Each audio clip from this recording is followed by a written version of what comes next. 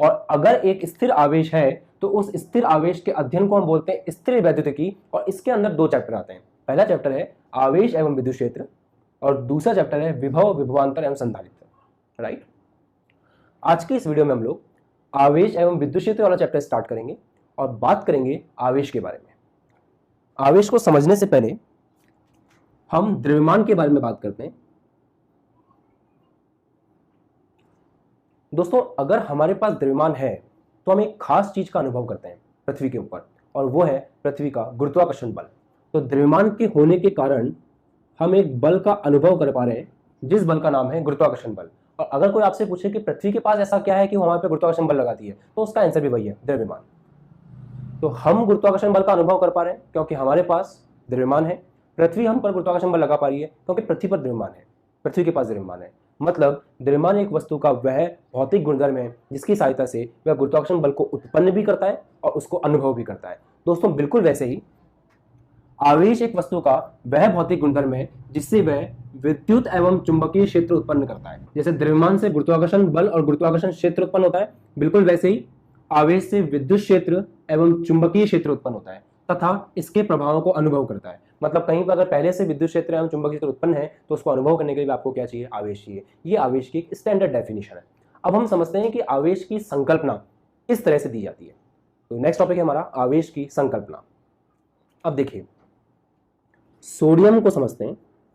Sodium में 11 electron है, विन्यास है 2,8,1, 11 ही प्रोटॉन है। और सोडियम के हालात कुछ ऐसे हैं कि अगर इसको अपना अष्टक पूरा करना है तो इसको 1 इलेक्ट्रॉन का दान करना चाहिए या 7 इलेक्ट्रॉन ग्रहण करने चाहिए, क्योंकि अष्टक पूरा करने के लिए 8 का फिगर चाहिए होता है इलेक्ट्रॉन्स में। तो यहाँ पे 1 इलेक्ट्रॉन है तो या तो 7 इलेक्ट्रॉन और ग्रहण कर ले या इस 1 इलेक्ट्रॉन का दान करके इस जगह को खाली कर ले, तब जाके इसका अष्टक पूरा हो सकता है। तो इसके लिए आसान क्या होगा? इसके लिए आसान होगा इस 1 इलेक्ट्रॉन को हटा करके अपना अष्टक पूरा करना। तो ये इस 1 इलेक्ट्रॉन को हटा देगा और 1 इलेक्ट्रॉन को हटाने के बाद इसके पास इलेक्ट्रॉन बचेंगे 10। दोस्तों, प्रोटॉन में कोई फर्क नहीं आएगा, प्रोटॉन उतने के उतने रहेंगे, पहले भी 11 थे अभी भी 11 है।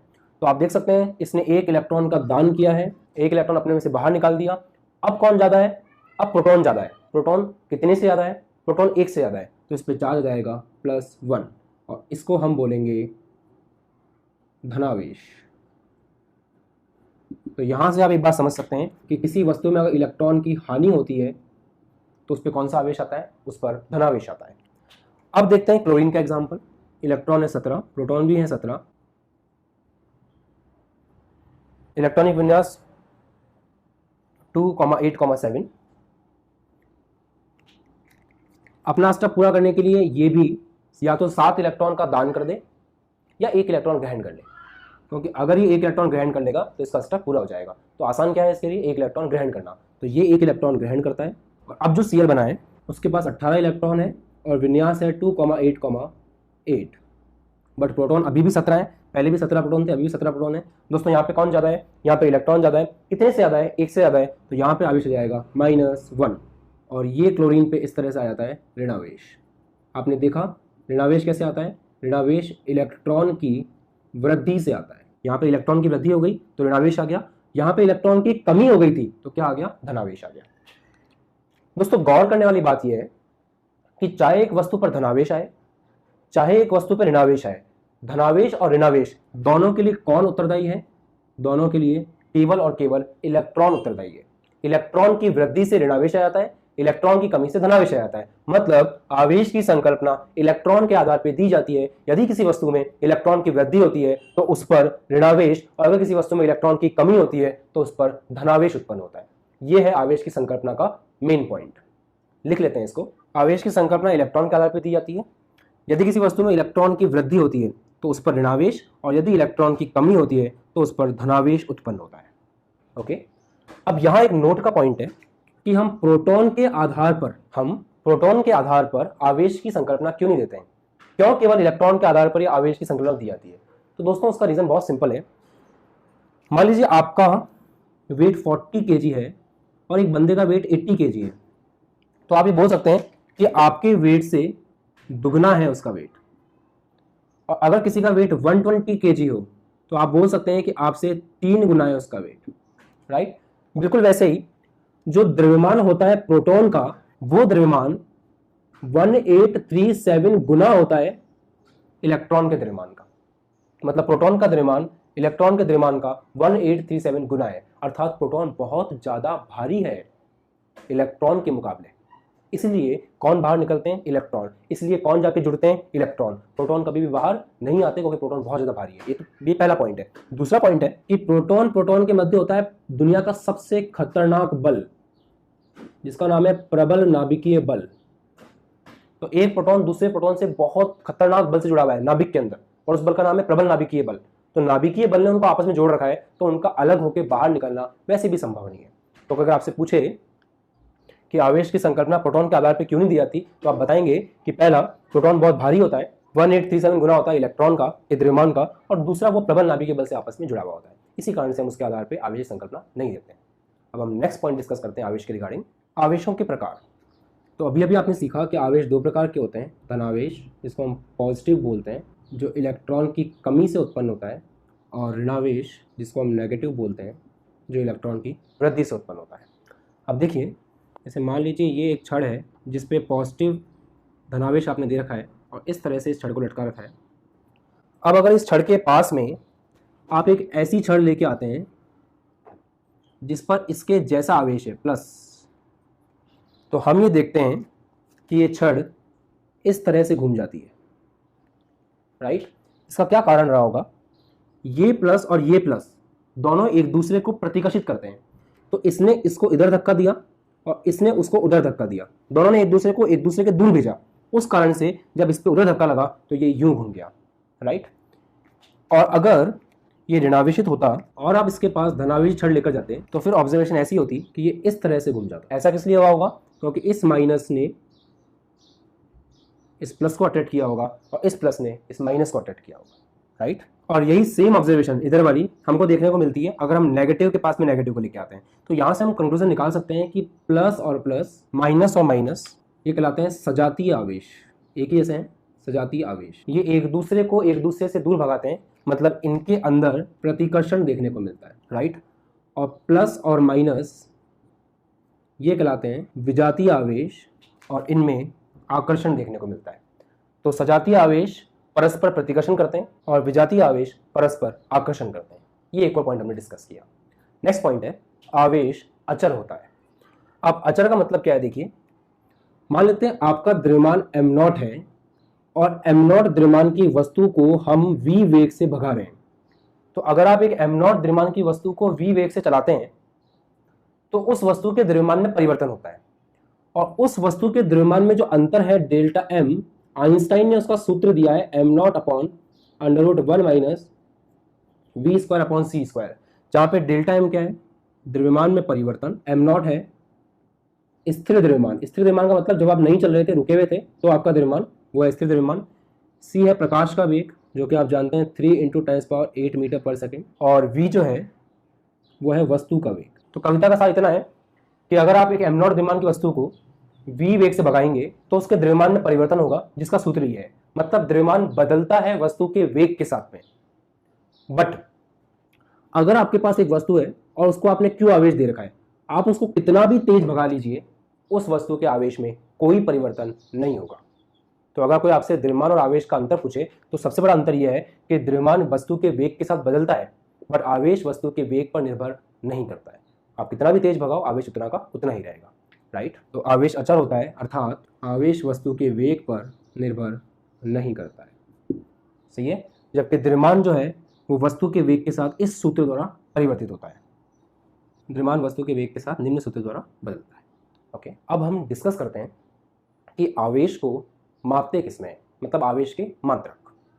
देखिए, आवेश का एक सूत्र आपने पढ़ा था 10वीं कक्षा में कि आवेश अपॉन समय इज इक्वल टू विद्युत धारा। तो विद्युत धारा होता है आवेश अपॉन समय, राइट। तो यहाँ से आवेश आ गया विद्युत धारा इनटू समय। तो अब मात्रक लिखें अगर अपन, तो SI मात्रक, मात्रक पद्धति होती है SI मात्रक। तो SI मात्रक में विद्युत धारा का SI मात्रक आपने वहाँ पढ़ा होगा एम्पियर होता है, और समय का होता है सेकेंड। तो आवेश का SI मात्रक हो गया एम्पियर इंटू सेकेंड, और इस एम्पियर इंटू सेकेंड को हम लोग नाम देते हैं कूलाम। ये साइंटिस्ट थे, इनके ऑनर में हम लोगों ने नाम लिखा है। तो एम्पियर इंटू सेकेंड को हम क्या बोलते हैं? कूलाम। तो SI मात्रक आवेश का क्या है? कूलाम आवेश का SI मात्रक है, ठीक है। अब आता है सीजीएस मात्रक। तो सीजीएस मात्रक आवेश का है स्टैट कूलम। जैसे मीटर दूरी का सही मात्रक है और सेंटीमीटर दूरी का सीजीएस मात्रक है, बिल्कुल वैसे ही आवेश का सही मात्रक है कूलम और सीजीएस मात्रक है स्टैट कूलम। दोनों में संबंध क्या है? 1 coulomb is equal to 3 × 10⁹ statcoulomb. ये इन दोनों के बीच में संबंध है जो आपको याद रखना है। अब और भी मात्रक होते हैं आवेश के, जैसे आवेश का एक है विद्युत चुंबकीय मात्रक। विद्युत चुंबकीय मात्रक को इंग्लिश में बोलते हैं इलेक्ट्रोमैग्नेटिक यूनिट और इसी से नाम पड़ा हुआ है EMU, तो शॉर्ट में इसको बोलते हैं EMU। संबंध क्या होता है? 1 coulomb is equal to 1/10 EMU। ये कूलम और EMU के बीच का संबंध है। ओके। और सबसे बड़ा मात्रक जो है आवेश का, सबसे बड़ा मात्रक आवेश का है फैरड और 1 फैरड होता है 96500 कूलम। ये सबसे बड़ा मात्रक है। आने वाले वीडियोस में हम लोग इस मात्रक के बारे में और बात करेंगे कि कैसे बनाया गया था, राइट। और अब आता है कुछ अन्य मात्रक। दोस्तों नेक्स्ट वीडियो में आप समझोगे कि एक कूलम अपने आप में एक बहुत बड़ा आवेश है। तो क्योंकि एक कूलम अपने आप में बहुत बड़ा आवेश है, इसलिए हमको अन्य मात्रक बनाने पड़ते हैं। अब अन्य मात्रक बनाने के लिए हम कुछ चीज़ों का यूज़ करते हैं, जैसे माइक्रो, जैसे मिली, जैसे नैनो, जैसे पिको।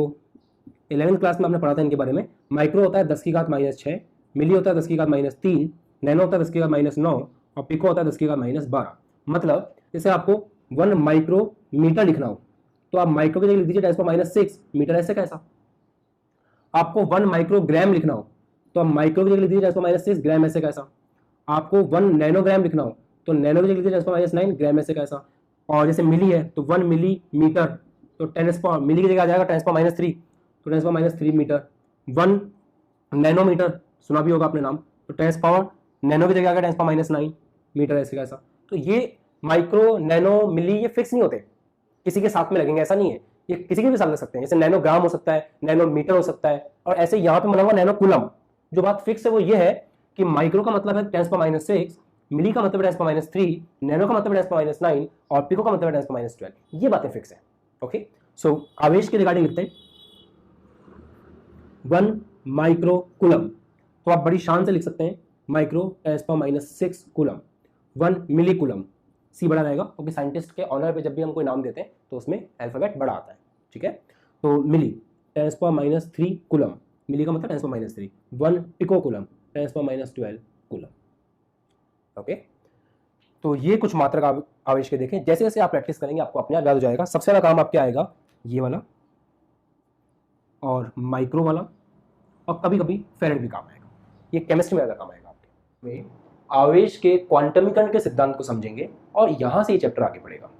तो देखिए, आप लोगों ने इसके पहले वाले वीडियो में पढ़ा है कि अगर एक वस्तु इलेक्ट्रॉन का दान करती है तो उस पर धनावेश आता है, और एक वस्तु इलेक्ट्रॉन को ग्रहण करती है तो उस पर ऋणावेश आता है। तो मान लेते हैं ये एक वस्तु है, इसमें अभी जितने प्रोटॉन है उतने ही इलेक्ट्रॉन हैं, और इसको मैंने बाहर से एक इलेक्ट्रॉन दे दिया है। तो मैंने इस वस्तु को बाहर से एक इलेक्ट्रॉन दिया है। अब अगर मैंने इस वस्तु को बाहर से एक इलेक्ट्रॉन दिया है तो एक इलेक्ट्रॉन का आवेश होता है माइनस में 1.6 × 10⁻⁻19 कूलम। तो इस वस्तु को अगर मैंने एक इलेक्ट्रॉन दिया है मतलब इसमें एक्स्ट्रा हो गया है एक इलेक्ट्रॉन, तो इस पर आवेश कितना आएगा? बड़ा सिंपल है, इस पे आवेश आएगा माइनस में जितना एक इलेक्ट्रॉन का आवेश है। तो इस पे आवेश आएगा माइनस में जितना एक इलेक्ट्रॉन का आवेश है। तो ये जो वस्तु हमारे पास है, इस वस्तु में आवेश आ गया माइनस का 1 × एक इलेक्ट्रॉन का आवेश। अब दोस्तों अगर आपने इसको एक इलेक्ट्रॉन की जगह 2 इलेक्ट्रॉन दिए होते तो इस पर आवेश आता माइनस का 2 × एक इलेक्ट्रॉन का आवेश, क्योंकि इसके पास अब 2 इलेक्ट्रॉन एक्स्ट्रा हो गए हैं। इलेक्ट्रॉन ग्रहण किए हैं माइनस चार्ज, 2 इलेक्ट्रॉन ग्रहण किए हैं तो 2, और एक इलेक्ट्रॉन का आवेश होता है इतना, तो 2 गुणा इतना। आई थिंक ये बहुत सिंपल बात है। ऐसे ही अगर 3 इलेक्ट्रॉन दिए होते तो माइनस में 3 × एक इलेक्ट्रॉन का आवेश, और ऐसे ही दोस्तों अगर आपने इसको n इलेक्ट्रॉन दिए होते तो माइनस में n × एक इलेक्ट्रॉन का आवेश, इतना इस पे क्या आता? माइनस आवेश, राइट। अब इसी का उल्टा भी सत्य है कि अगर किसी वस्तु से आपने एक इलेक्ट्रॉन बाहर निकाल दिया, दोस्तों इलेक्ट्रॉन का जो आवेश होता है प्रोटॉन का भी उतना ही आवेश होता है, इसलिए अगर इलेक्ट्रॉन प्रोटॉन बराबर है तो जितना माइनस है उतना ही प्लस है, इसलिए 0 है, राइट। अब यहां से आपने एक इलेक्ट्रॉन बाहर निकाल दिया तो आपने इस वस्तु पर एक प्रोटॉन एक्स्ट्रा कर दिया, एक इलेक्ट्रॉन की कमी कर दी, तो इलेक्ट्रॉन की कमी से आता है धनावेश। कितना धनावेश आएगा? जितना एक इलेक्ट्रॉन का आवेश है उतना आवेश कम हो गया है उतना माइनस कम हो गया है तो प्लस बढ़ गया है, मतलब प्लस में आ जाएगा 1 गुणा 1 इलेक्ट्रॉन का आवेश। दोस्तों इसमें से आप 2 इलेक्ट्रॉन बाहर निकालें तो कितना आवेश प्लस में आएगा, 2 गुणा 1 इलेक्ट्रॉन का आवेश, क्योंकि 2 इलेक्ट्रॉन आपने बाहर निकाल दिए तो जितना 2 इलेक्ट्रॉन का माइनस था वो कम हो गया और प्लस बढ़ गया। सही है। अगर आप 3 इलेक्ट्रॉन बाहर निकालें, या आपने 2 निकाले थे, अब अगर आप 3 इलेक्ट्रॉन बाहर निकालें तो 3 इंटू 1 इलेक्ट्रॉन का आवेश इतना प्लस आ जाएगा। अगर आप n इलेक्ट्रॉन बाहर निकालें तो n इंटू 1 इलेक्ट्रॉन जितना आवेश प्लस में आ जाएगा। इन दोनों बातों को जोड़ें तो आवेश प्लस माइनस है, प्लस भी हो सकता है, माइनस भी हो सकता है, प्लस भी हो सकता है। तो प्लस माइनस n क्या है, n है दिए गए इलेक्ट्रॉन की संख्या यहां पर और यहां पे निकाले हुए इलेक्ट्रॉन की संख्या। दोनों बात को एक ही जगह लाना हो तो स्थानांतरित इलेक्ट्रॉनों की संख्या। अब स्थानांतरण में आप दे भी सकते हो ले भी सकते हो, तो अगर मैं दोनों कंबाइन करके लिख रहा हूं तो आवेश बराबर प्लस माइनस स्थानांतरित इलेक्ट्रॉनों की संख्या गुणा 1 इलेक्ट्रॉन का आवेश। ठीक बात है। तो आवेश का सिंबल Q प्लस माइनस स्थानांतरित इलेक्ट्रॉनों की संख्या n, 1 इलेक्ट्रॉन के आवेश को बोलते हैं E। तो सूत्र आपके पास आ गया Q is equal two plus minus n।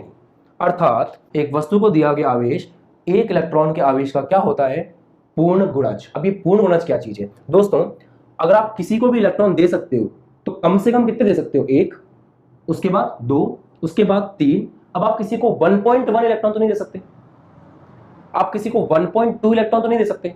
मतलब इलेक्ट्रॉन सतत नहीं है। सतत का मतलब क्या होता है, एक के बाद 1.1 आएगा, फिर 1.2 आएगा, 1.3 आएगा, 1.4 आएगा, 1.5 आएगा, जैसा हमारी संख्या रेखा पे होता है। बट यहां ऐसा नहीं है, यहां एक के बाद सीधा 2 आएगा, क्योंकि किसी में से भी आधा पौना इलेक्ट्रॉन ना तो आप दे सकते हो, ना किसी में से आधा पौना इलेक्ट्रॉन आप निकाल सकते हो। अगर कम से कम इलेक्ट्रॉन दोगे या कम से कम इलेक्ट्रॉन निकालोगे तो वैल्यू 1 होगी, फिर उसके बाद 2, उसके बाद 3, उसके बाद 4। तो यहां पे जो n की वैल्यू है वो 1, 2, 3 ऐसे अनंत तक जाएगी, राइट। और ये क्या है, पूर्ण गुणज। तो हम ये बोल सकते हैं कि आवेश इलेक्ट्रॉन के आवेश का पूर्ण गुणज होता है। मतलब किसी वस्तु में अगर आप आवेश दे रहे हो तो आप इलेक्ट्रॉनों की पूर्ण संख्या के रूप में या तो इलेक्ट्रॉन दे रहे होगे या इलेक्ट्रॉन निकाल रहे होगे। और जब भी इस तरह से असतत, एक के बाद सीधा 2, 2 के बाद सीधा 3, 2.2 नहीं, 2.3 नहीं, इस तरह की चीज आती है तो उसको हम बोलते हैं क्वांटमीकृत। अर्थात आवेश के क्वांटमीकरण का सिद्धांत का मतलब हुआ कि किसी वस्तु पर आवेश 1 इलेक्ट्रॉन के आवेश का पूर्ण गुणज होता है। सही है। और इलेक्ट्रॉन के आवेश को, 1 इलेक्ट्रॉन के आवेश को, जो कि होता है माइनस का 1.6 10 की घात माइनस 19, वैल्यू की बात करो तो सिर्फ इतनी आएगी 1.6 10 की घात माइनस 19, राइट। इसको हम लोग बोलते हैं मूलभूत आवेश। इसको हम क्या बोलते हैं, मूलभूत आवेश या फिर क्वांटा, आवेश का क्वांटम, इसको हम बोलते हैं आवेश का क्वांटम। ठीक है। और तो क्वांटमीकरण का सिद्धांत क्या हुआ वो मैं लिख देता हूं। अब देखिए, इसके अनुसार किसी वस्तु पर आवेश इलेक्ट्रॉन के आवेश का पूर्ण गुणज होता है। ये आपने देखा कि किसी वस्तु पर जो आवेश है वो इलेक्ट्रॉन के आवेश का क्या होगा, पूर्ण गुणज। दूसरी बात, आवेश का न्यूनतम मान प्लस माइनस 1.6 10 की घात माइनस 19 कूलम है। मतलब अगर आप किसी को कम से कम ऋणात्मक देना चाहते हो तो 1 इलेक्ट्रॉन दोगे तो 1 इलेक्ट्रॉन का आवेश इतना, तो कम से कम इतना माइनस। और किसी में से कम प्लस दे रहा हो तो 1 इलेक्ट्रॉन बाहर निकालोगे तो प्लस में इतना, राइट। तो कम से कम आवेश इतना है और वो आवेश 1 इलेक्ट्रॉन का आवेश है, इसलिए उसको हम बोलते हैं मूलभूत आवेश या आवेश का क्वांटम। और सिद्धांत कहलाता है क्वांटमीकरण का सिद्धांत। दोस्तों यहाँ पे एक नोट का बिंदु और है कि मैंने आपको कहा ना, किसी वस्तु में से आप 1 इलेक्ट्रॉन निकाल सकते हो कम से कम, या 1 इलेक्ट्रॉन दे सकते हो। यहाँ कुछ ऐसे तत्व भी पाए गए हैं जिनको हम बोलते हैं, परमाणु के अंदर कुछ ऐसे और भी कण हैं जैसे कि क्वार्क, जिसका आवेश होता है प्लस माइनस 1/3e और प्लस माइनस 2/3e। समझ रहे हैं आप, इलेक्ट्रॉन के आवेश का 1/3 हिस्सा, इलेक्ट्रॉन के आवेश का 2/3 हिस्सा। तो अगर मैं एक क्वार्क को बाहर निकाल दूं तो फिर मैं 1 इलेक्ट्रॉन का पूर्ण गुणज की जगह 1/3 मतलब कितना हिस्सा, तीसरा हिस्सा, 2/3 2/3 हिस्सा, वो आवेश भी दे सकता हूं। तो ये तो फिर क्वांटमीकरण के सिद्धांत के खिलाफ है, क्योंकि यहां आता है कि भाई n की वैल्यू 1 2 3 4 ऐसे हो सकती है जो e का गुणज है। बट यहाँ पे क्वार्क के ऊपर चार्ज कितना है, क्वार्क के ऊपर चार्ज है e इंटू 1/3। 1/3 तो पूर्णांक नहीं है, ऐसे ही e के मल्टीपल में कितना है 2/3, 2/3 पूर्णांक नहीं है। तो कुछ ऐसे कण हैं जिन कणों पर आवेश इलेक्ट्रॉन के आवेश का पूर्ण गुणज नहीं है, बट फिर भी वो क्वांटमीकरण के सिद्धांत का विरोध नहीं करते, क्योंकि दोस्तों ये क्वार्क मुक्त अवस्था में स्थायी नहीं है। अर्थात एक वस्तु से दूसरी वस्तु में मुझे अगर भेजना है तो मैं सिर्फ इलेक्ट्रॉन को भेज सकता हूं, क्योंकि इलेक्ट्रॉन मुक्त अवस्था में स्थायी होता है। अगर इस वस्तु से इस वस्तु में इलेक्ट्रॉन निकल के जाए तो वो बीच वाले रास्ते में जिंदा रह सकता है। समझ रहे हैं। जबकि यहाँ पे ये क्वार्क ये एक तिहाई हिस्सा तो है इलेक्ट्रॉन का, बट इसको निकाल के अगर मैं हवा में ऐसे फेंकूं दूसरे ऑब्जेक्ट में, दूसरी वस्तु में, तो ये हवा में स्थायी नहीं है। मतलब ये न तो किसी वस्तु से निकाला जा सकता है, न किसी वस्तु में दिया जा सकता है। और अगर ये दोनों ही चीजें संभव नहीं है तो फिर आपका क्वार्क क्वांटमीकरण के सिद्धांत का विरोध नहीं करता। ठीक है, हो सकता है एक नंबर में क्वेश्चन पूछ लें, तो याद रखें कि क्वार्क के ऊपर आवेश इलेक्ट्रॉन के आवेश का पूर्ण गुणज नहीं है, फिर भी वो क्वांटमीकरण सिद्धांत का विरोध नहीं करता, क्योंकि ये मुक्त अवस्था में स्थायी नहीं है। तो ये मुक्त अवस्था में अस्थायी है। तो आप एक लाइन लिख लें अपने नोट्स में कि क्वार्क पर आवेश इलेक्ट्रॉन के आवेश का पूर्ण गुणज नहीं है, पर फिर भी यह क्वांटमीकरण के सिद्धांत का विरोध नहीं करता, क्योंकि यह मुक्त अवस्था में अस्थायी है। ठीक है, अब हम नेक्स्ट टॉपिक लेते हैं, जिसमें हम ये बात करेंगे कि अगर किसी वस्तु को आप आवेश दे रहे हो तो उस वस्तु का द्रव्यमान बदलता है या नहीं बदलता है। ठीक है, देखते हैं। अब हम देखने वाले हैं द्रव्यमान में परिवर्तन। तो देखिए, ये आपके पास एक उदासीन वस्तु है और इस वस्तु का द्रव्यमान m है। इस वस्तु ने इलेक्ट्रॉन ग्रहण किए और इस पर आ गया ऋणावेश, क्योंकि इलेक्ट्रॉन ग्रहण करने पे क्या आता है, ऋणावेश आता है। मान लेते हैं इसका द्रव्यमान m' है।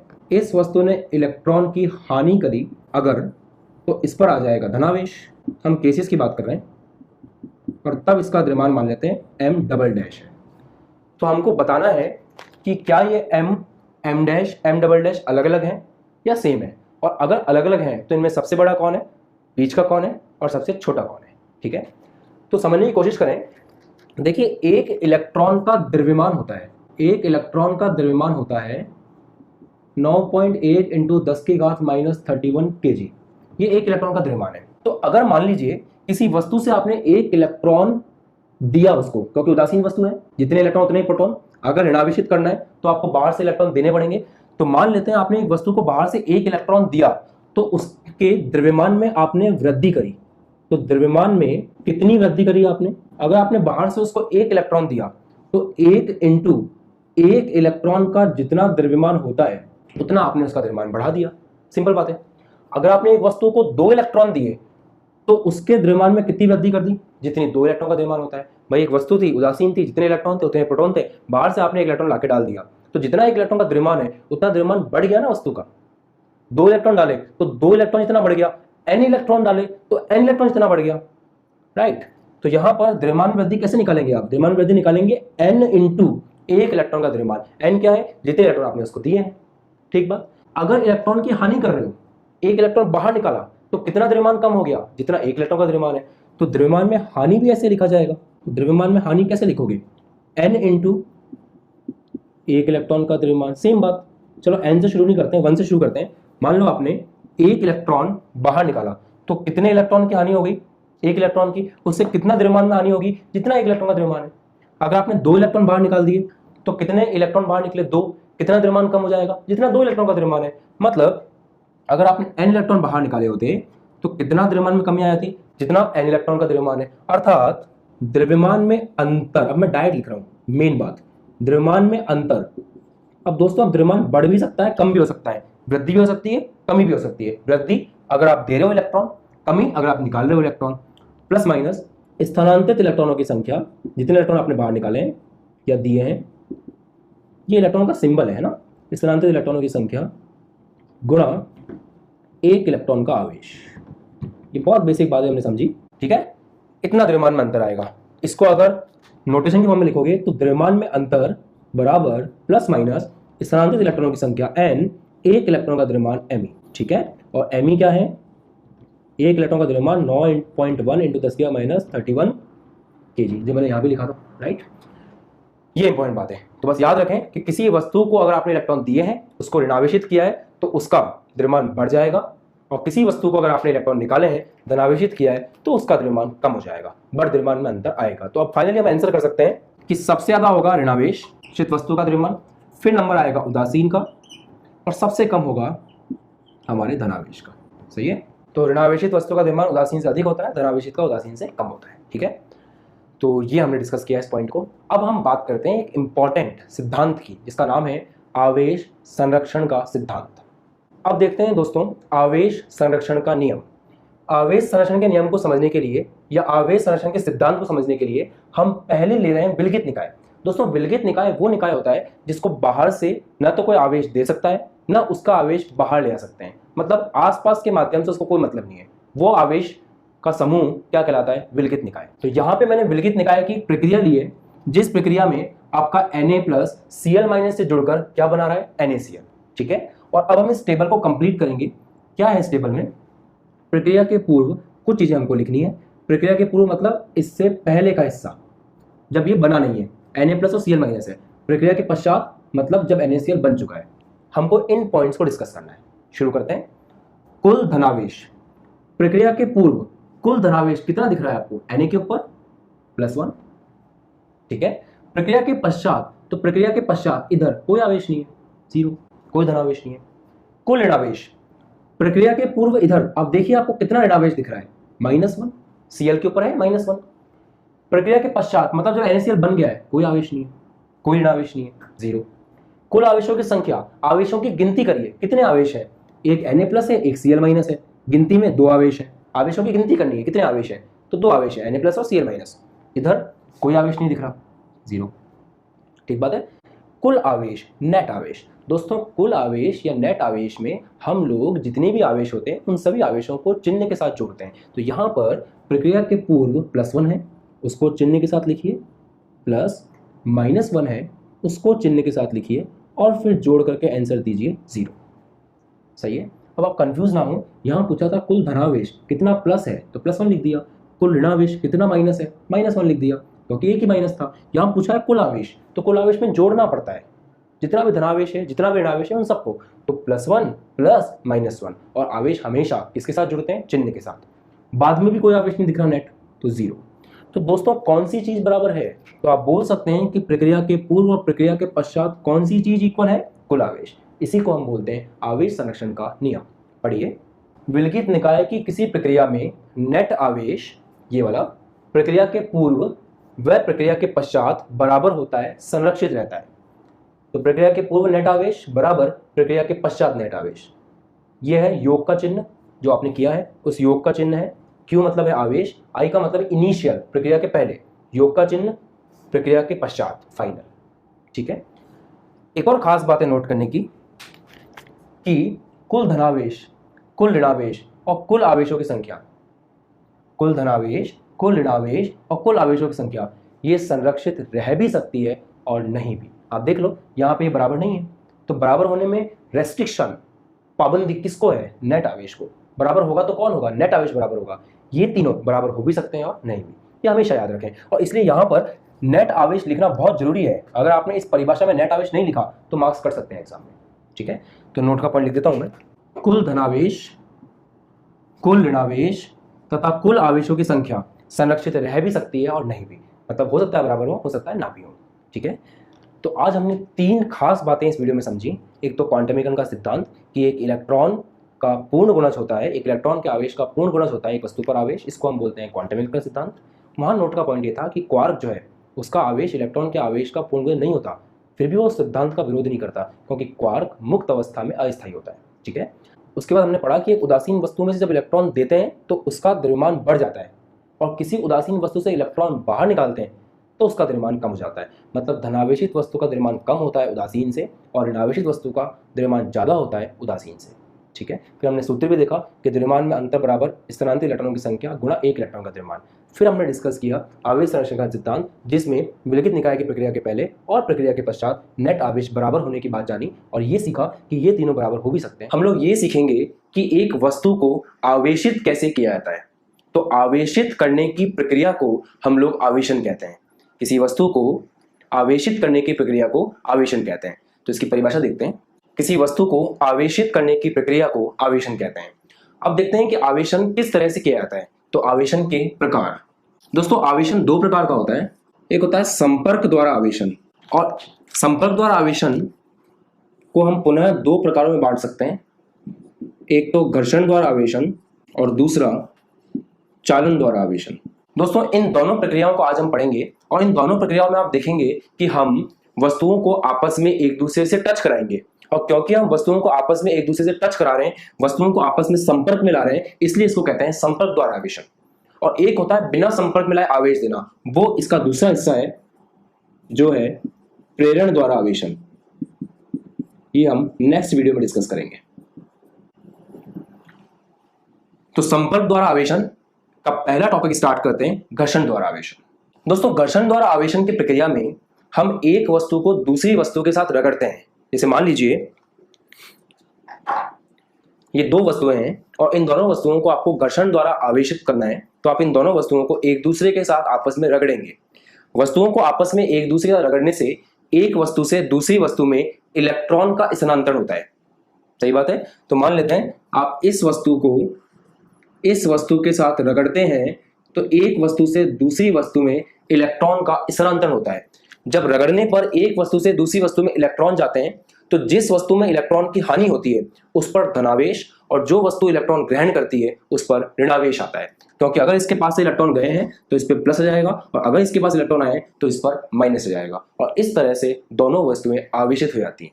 घर्षण द्वारा आवेशन का प्रैक्टिकल वीडियो भी आप अपनी स्क्रीन पर देख सकते हैं। इस वीडियो के अंदर आप जो सफेद धागे देख रहे हैं वो सफेद धागे आटे के कट्टे में जो रोएं निकलती हैं, जो धागे निकलते हैं वो हैं।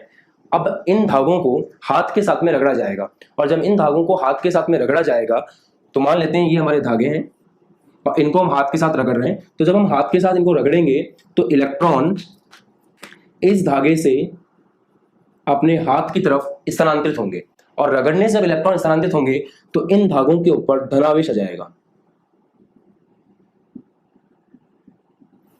और जब इन धागों के ऊपर धनावेश आएगा तो धनावेश एक दूसरे को प्रतिकर्षित करते हैं। तो आप ये देख सकते हैं कि ये दोनों एक दूसरे से दूर जाएंगे और आप देख सकते हैं वीडियो के अंदर कि जब मैं इनको हाथ से रगड़ रहा हूं तो उस केस के अंदर ये धागे आपस में एक दूसरे से दूर जा रहे हैं, क्योंकि जब आप हाथ से रगड़ते हैं तो वहां पे घर्षण द्वारा आवेशन होता है और घर्षण द्वारा आवेशन में एक वस्तु से दूसरी वस्तु में इलेक्ट्रॉन स्थानांतरित होते हैं और इस वस्तु पे आ गया धनावेश। तो ये पूरे धागों पर जितने भी धागे हैं उसमें उन सब पे आ गया धनावेश और उस धनावेश में प्रतिकर्षण के कारण आपको इस तरह का स्ट्रक्चर देखने को मिल रहा है। ठीक बात है। और एक और तरीका है, हाथ पर इलेक्ट्रॉन आए हैं, हाथ पर ऋणात्मक आवेश है, तो जब मैं हाथ को इसके पास में लेके जाऊंगा तो ये इसकी तरफ अट्रैक्ट होगा। ये आपस में एक दूसरे को प्रतिकर्षित कर रहे हैं और ये हाथ की तरफ आकर्षित हो रहा है। इसका मतलब साफ साफ ये है कि यहाँ पर प्लस है और यहाँ पर माइनस है जिसमें आकर्षण हो रहा है और इनमें आपस में प्लस है जिसके कारण एक दूसरे से दूर जा रहे हैं। और ये घर्षण द्वारा आवेशन का बेस्ट एक्सपेरिमेंट है जो अपने घर पर भी कर सकते हैं। ठीक बात है।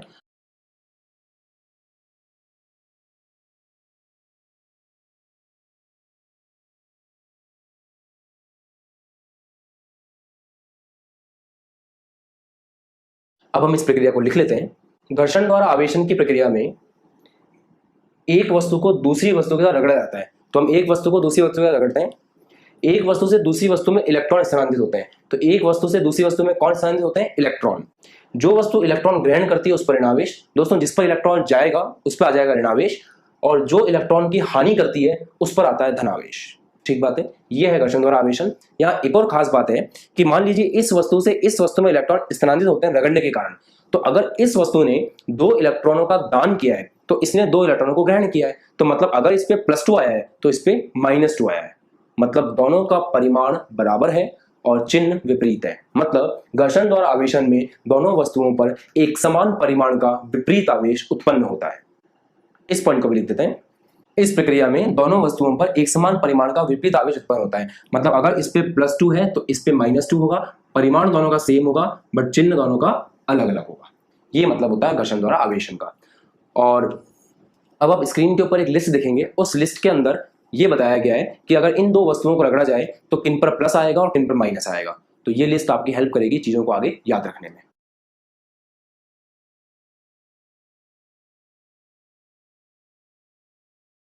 अब डिस्कस करते हैं दोस्तों चालन द्वारा आवेशन। देखिए, चालन द्वारा आवेशन को हम संपर्क द्वारा आवेशन भी कहते हैं। और चालन द्वारा आवेशन में हम एक आवेशित वस्तु लेते हैं, जिस वस्तु को हमने आवेशित किया हुआ है। अभी आवेशन आपने घर्षण के द्वारा किया हो सकता है। और एक वस्तु लेते हैं हम जो उदासीन होती है, मतलब अनावेशित, जिसे हमें आवेशित करना है। और ये हमारी आवेशित वस्तु। तो चालन द्वारा आवेशन की प्रक्रिया में हम एक आवेशित वस्तु लेते हैं और एक अनावेशित वस्तु लेते हैं और इन दोनों को एक चालक तार के द्वारा जोड़ देते हैं। तो जब इन दोनों वस्तुओं को हम चालक तार के द्वारा जोड़ते हैं तो आवेश आवेशित वस्तु से उदासीन वस्तु की ओर स्थानांतरित होता है और ये आवेश का प्रवाह स्टार्ट हो जाता है इस वस्तु से जो कि आवेशित है से उदासीन वस्तु की तरफ। अब दोस्तों यहाँ पे बहुत सारी बातें हैं जो हमें समझनी है, जैसे कि ये आवेश कब तक चलता रहेगा, ये आवेश का प्रवाह कब तक चलता रहेगा, और ये यहां से यहां आवेश प्रवाहित क्यों हो रहा है। तो उसको समझने के लिए मैं आपको डेली लाइफ का एक एग्जांपल समझाता हूं। जैसे मान लीजिए आपके घर में ऊपर एक पानी की टंकी होगी जो एक हाइट पर रखी हुई होगी, और आपके घर में नीचे एक टैंक होगा।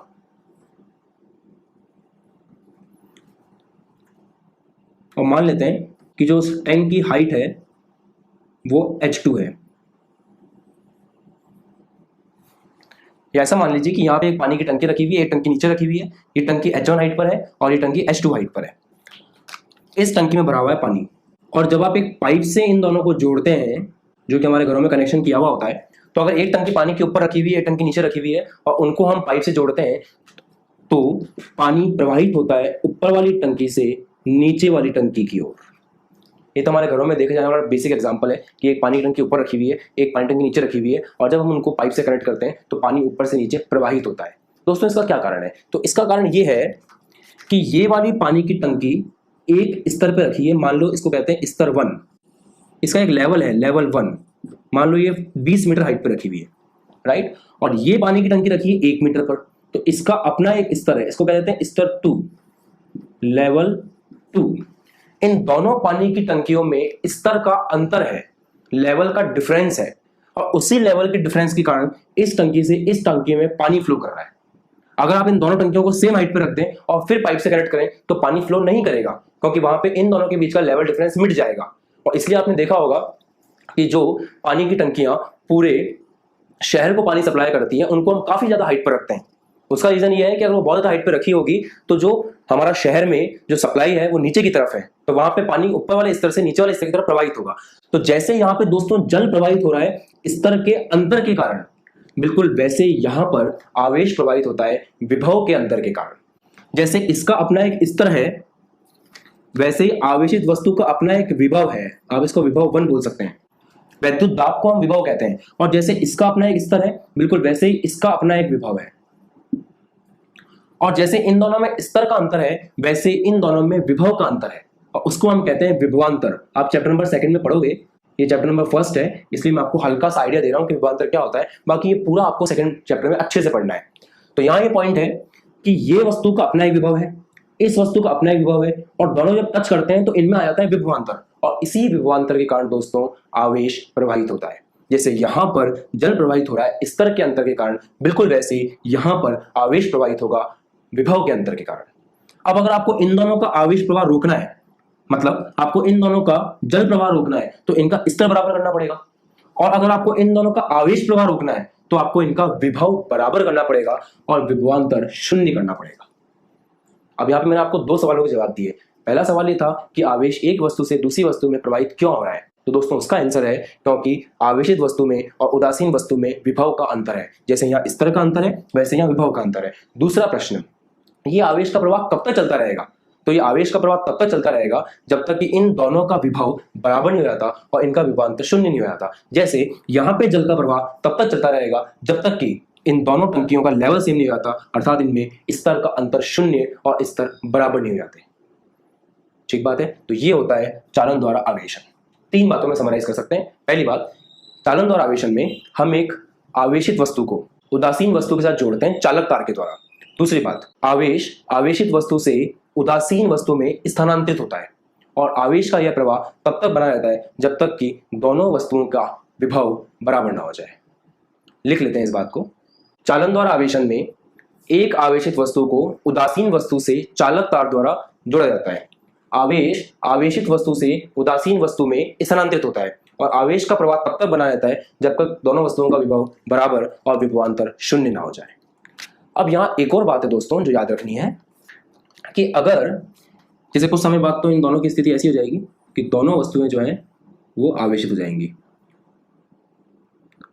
और एक समान आवेश आएगा। घर्षण द्वारा आवेशन में और इसमें फर्क होता है, इसमें प्लस आवेश है तो इसके पास भी प्लस आएगा, वहां पे उल्टा हो रहा था। घर्षण द्वारा आवेशन में दोनों वस्तुओं पर आवेश एक समान परिमाण का था और विपरीत चिन्ह का था। यहाँ पे परिमाण का एक समान होना जरूरी नहीं है, बट हाँ चिन्ह एक जैसा रहेगा। ठीक बात है। अब एक इंपॉर्टेंट नोट का पॉइंट और है जिसको आपको अच्छे समझना है कि मान लीजिए आपके पास 2 गोले हैं और दोनों गोले एग्जैक्टली सेम है। एग्जैक्टली सेम का मतलब बिल्कुल एक जैसे हैं। उन दोनों की त्रिज्या एकदम एक जैसी है, उन दोनों का आकार एक जैसा है, उन दोनों का मटेरियल एक जैसा है। तो अगर दो गोले एक समान है, एक जैसे हैं, और एक पर आवेश है +4 कूलम और दूसरे पर आवेश है -2 कूलम, और इन दोनों को आप चालक तार से जोड़ते हैं, तो इसके पश्चात ये दोनों एक दूसरे का चार्ज ऐड करेंगे और आधा आधा बांट लेंगे। मतलब +4 -2 इज इक्वल टू 2 कूलम। और इसको अगर आधा आधा करें तो पहले वाली वस्तु पर इसको ये दोनों आधा आधा कर लेंगे, अर्थात पहले वाली वस्तु पर 1 कूलम और दूसरी वाली वस्तु पर भी 1 कूलम। पर दोस्तों याद रखें, ये तभी संभव है जब दोनों गोले एग्जैक्टली एक जैसे हों, अदरवाइज फिर लॉजिक काम नहीं आएगा। फिर आपको सेकंड चैप्टर में एक चीज पढ़नी पड़ेगी, आवेशों का स्थानांतरण, और वहां आप समझेंगे कि एक वस्तु पर आवेश और दूसरी वस्तु पर आवेश किस तरह से बटेगा। बट ये स्पेशल पॉइंट है। स्पेशल पॉइंट ये है कि अगर दोनों वस्तुएं एग्जैक्टली एक जैसी हैं तो ये अपना अपना आवेश जोड़ेंगे और आधा आधा बांट लेंगे। और फॉर्मूले के टर्म्स में लिखें तो मान लें इसका आवेश Q1 है और इसका आवेश Q2 है, तो ये अपना अपना आवेश जोड़ेंगे Q1 + Q2 और डिवाइड बाय 2 करके इतना ये ले लेगा, और Q1 + Q2 डिवाइड बाय 2 करके ये ले लेगा, राइट। बट फिर से मैं आपको रिवाइज करा दूं कि ये तभी होगा जब दोनों गोले एग्जैक्टली सेम है। हो सकता है इस पे बेस आपको कोई न्यूमेरिकल मिले, तो इस बात को आप याद रखें। तो ये था दोस्तों चालन द्वारा आवेशन। आज हम लोगों ने पढ़ा कि संपर्क द्वारा आवेशन में 2 हिस्से होते हैं। एक होता है घर्षण, जिसमें हम एक वस्तु को दूसरी वस्तु के साथ रगड़ते हैं। दूसरा होता है चालन द्वारा आवेशन, जिसमें हम आवेशित वस्तु को उदासीन वस्तु के साथ जोड़ते हैं और आवेश प्रवाहित होता है तब तक जब तक कि दोनों का विभव बराबर ना हो जाए और विभवांतर शून्य ना हो जाए। और लास्ट में देखा कि अगर गोले एक जैसे हैं तो अपना आवेश ऐड करके आधा आधा। प्रेरण द्वारा आवेशन में हम किसी भी वस्तु को आवेशित कर सकते हैं बिना उसे स्पर्श किए। जब हमने घर्षण द्वारा आवेशन पढ़ा था और जब चालन द्वारा आवेशन पढ़ा था तो दोनों में हमने वस्तुओं को आपस में टच किया था, मतलब वहां पे स्पर्श हुआ था। जबकि यहां पर हम किसी भी वस्तु को बिना छुए आवेश देंगे और इस प्रक्रिया को हम बोलते हैं प्रेरण द्वारा आवेशन। परिभाषा लिखी है कि किसी वस्तु को बिना छुए आवेश करने की प्रक्रिया को प्रेरण द्वारा आवेशन कहते हैं। अब ये किस तरह से होता है इसको समझने के लिए हम स्टेप बाय स्टेप जो भी प्रोसेस है उसकी स्टडी करते हैं। दोस्तों सबसे पहला स्टेप है कि हम एक उदासीन गोले को एक कुचालक स्टैंड पर रखते हैं। तो ये हमारा उदासीन गोला है और इसको हमने एक कुचालक स्टैंड पर रखा है।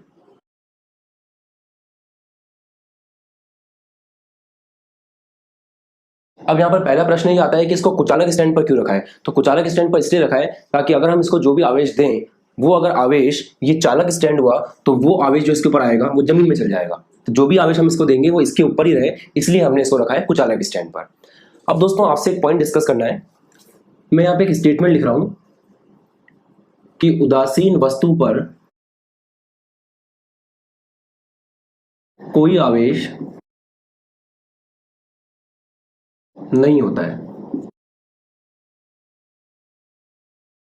तो मैंने स्टेटमेंट लिखा है कि उदासीन वस्तु पर कोई आवेश नहीं होता है। अब आपको सोचना है कि क्या ये स्टेटमेंट सही है। तो बहुत सारे बच्चे गलती करते हैं और कह देते हैं कि ये स्टेटमेंट सही है, क्योंकि उनको पढ़ाया जाता है कि उदासीन वस्तु पर कोई आवेश नहीं है। जबकि मैं इस स्टेटमेंट का जो सही वाला वर्जन है उसको लिखता हूं, उदासीन वस्तु पर कोई नेट आवेश नहीं होता है। आई थिंक अब आप समझ पा रहे हैं, क्योंकि जो उदासीन वस्तु है उसके पास प्रोटॉन भी होते हैं, इलेक्ट्रॉन भी होते हैं और दोनों की संख्या बराबर होती है। तो अगर प्रोटॉनों की संख्या और इलेक्ट्रॉनों की संख्या बराबर है तो इसका मतलब जितना उस पर धनावेश है उतना ही क्या है उसके ऊपर ऋणावेश। तो इससे सीधी सीधी एक बात समझ में आती है कि उदासीन वस्तु वो नहीं होती जिस पर कोई आवेश नहीं होता। उदासीन वस्तु वो होती है जिस पर जितना धनावेश होता है उतना ही ऋणावेश होता है, और इसी कारण से दोनों को जोड़ने पर नेट आवेश शून्य आता है। तो ये बहुत जरूरी बात है कि आप समझें कि नेट आवेश शून्य है, आवेश शून्य नहीं है। ठीक बात है। अब क्योंकि ये एक उदासीन गोला है तो उदासीन गोले पर जितने प्रोटॉन होते हैं उतने इलेक्ट्रॉन होते हैं, तो इसके पास जितना प्लस है उतना ही माइनस है। तो मैं उसको इस तरह से दिखा सकता हूं, जितना प्लस है दोस्तों उतना ही माइनस है।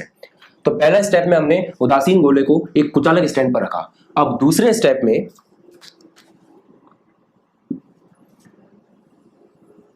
हम इस सेटअप के पास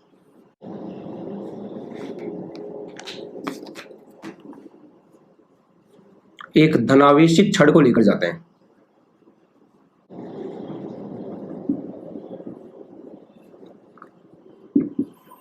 राइट।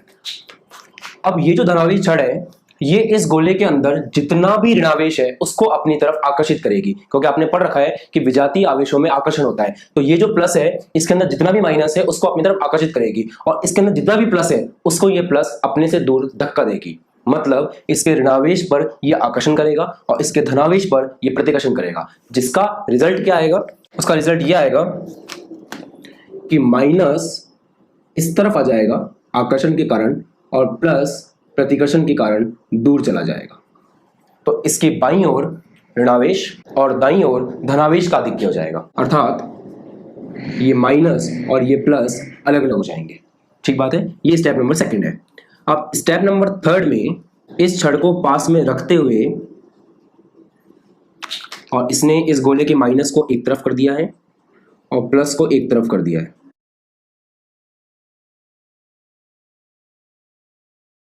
तो इस छड़ को पास में रखते हुए हम इस गोले को भू संपर्कित कर देंगे। अब दोस्तों जैसे ही हम इसको भू संपर्कित करेंगे, भू संपर्कित करने का मतलब है हम एक चालक तार की सहायता से इस गोले को जमीन से जोड़ देंगे।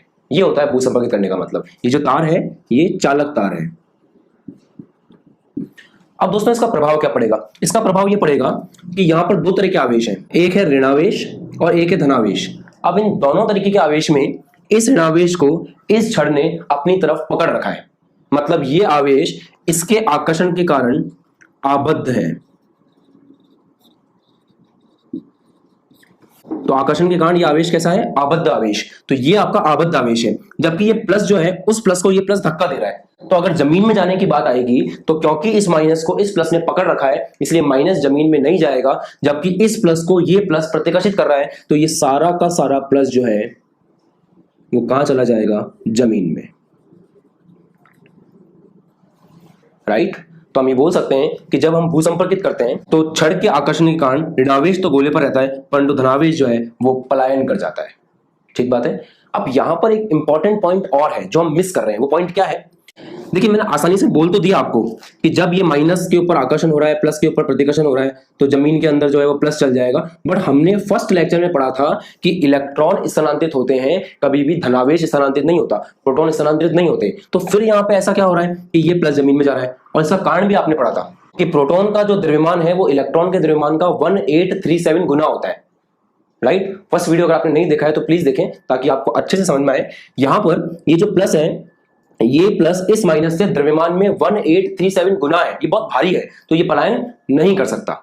फिर भी मैंने आपको कहा कि ये पलायन कर जाता है, क्योंकि यहां पे एक इंपॉर्टेंट कॉन्सेप्ट ये है कि पॉजिटिव चार्ज पलायन नहीं करता है। एक्चुअल में यहां से नेगेटिव चार्ज आता है और जमीन से जो इलेक्ट्रॉन आते हैं वो आकर के इस पॉजिटिव चार्ज को न्यूट्रलाइज करते हैं, उदासीन करते हैं।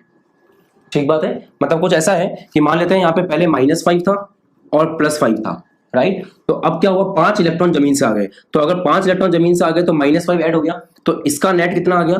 0, और एक्स्ट्रा चार्ज कितना हो गया? -5। वो -5 मैंने यहाँ पे दिखा रखा है। कैंसिल का मतलब ये नहीं है कि इलेक्ट्रॉन आके प्रोटॉन को उड़ा देंगे और दोनों खत्म हो जाएंगे आपस में, ऐसा नहीं होता। कैंसिल करने का मतलब है कि उदासीन कर देता है। जैसे जितने प्लस थे यहाँ 5 पॉजिटिव थे तो 5 यहां से आ गए और +5 -5 0 हो गया, और अब एक्स्ट्रा में जो पहले माइनस था वो डोमिनेटिंग हो गया, मतलब वो प्रभावी हो गया। तो मिला जुला के इस पे क्या आ गया? Negative charge. अब देखिए दोस्तों चौथे स्टेप में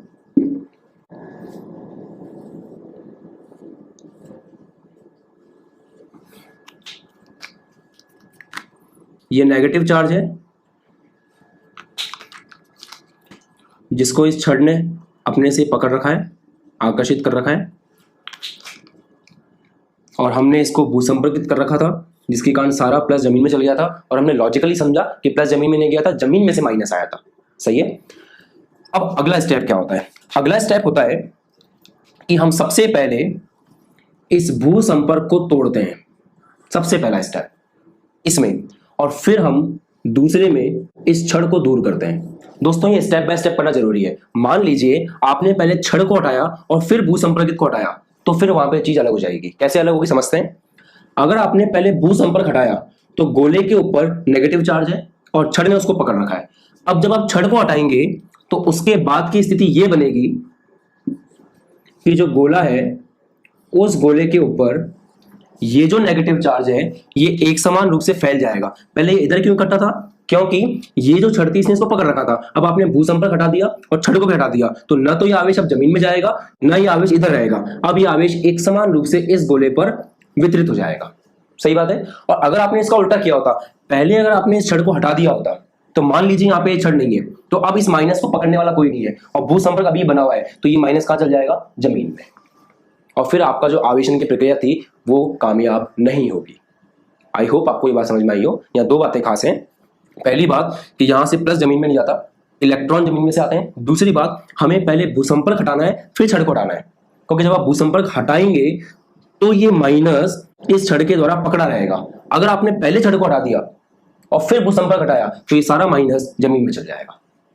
ठीक बात है। और इसके बाद फाइनली आप देखते हैं कि ये जो आपकी वस्तु है ये वस्तु ऋणावेशित हो गई है। और आपने अगर नोटिस किया हो तो हमने इस पूरे प्रोसेस में इस छड़ को इस गोले के साथ बिल्कुल भी स्पर्श नहीं कराया है। और दोस्तों इसीलिए इसको बोलते हैं प्रेरण द्वारा आवेशन, क्योंकि हम यहाँ वस्तु को बिना छुए आवेश देते हैं। ठीक बात है।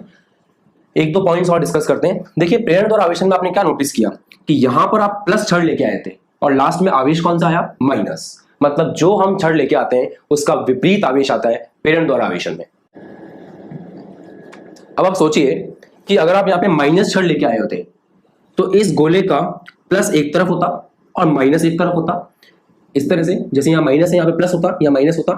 फिर जब आप भूसंपर्कित करते तो प्लस तो यही रहता, माइनस जमीन में जाता। और जब आप भूसंपर्क हटाते, छड़ को हटाते तो पूरी तरह से इस पे क्या फैल जाता? प्लस। मतलब कविता का सार ये है कि अगर यहाँ पर आप प्लस लेके आएंगे तो आपको माइनस मिलेगा और अगर आप माइनस लेके आएंगे तो आपको प्लस मिलेगा। ठीक बात है। तो ये था दोस्तों प्रेरण द्वारा आवेशन। अब हम इसका सेकंड सेक्शन ले रहे हैं जहां हम दो गोलों को एक साथ प्रेरण द्वारा आवेशन से आवेशित करेंगे। तो देखते हैं उसको। दो गोलों का एक साथ प्रेरण द्वारा आवेशन। इसमें जिन दो गोलों को आपको प्रेरण द्वारा आवेशित करना है उन दोनों गोलों को स्पर्श करके कुचालक स्टैंड पर रख दीजिए। अब दोस्तों कंफ्यूज नहीं हो, आप ये ना सोचें कि सर आपने तो कहा था स्पर्श नहीं करना है, फिर आप स्पर्श क्यों कर रहे हैं। मैं यहाँ पे आवेशित वस्तु को और उदासीन को स्पर्श नहीं करूंगा। उदासीन को तो आपस में स्पर्श कर सकते हैं। तो ये दोनों उदासीन गोले हैं, इनको आपस में स्पर्श करने की परमिशन है हमको। और यह है दोस्तों कुचालक स्टैंड। अब जैसा हमने देखा था कि अगर एक उदासीन है तो जितना उसके ऊपर प्लस है उतना उसके ऊपर माइनस है। तो इस पर जितना प्लस है, इस पर जितना प्लस है उतना ही माइनस है, इसलिए उदासीन है। और सेम इसके साथ में। ठीक बात है। तो पहले जिन दो गोलों को आपको एक साथ प्रेरण द्वारा आवेशित करना है उन दोनों गोलों को कुचालक स्टैंड पर रख दीजिए। उसके बाद सेकंड स्टेप में इनके पास में लेके जाइए एक छड़ जिसको आपने पहले से आवेशित कर रखा है।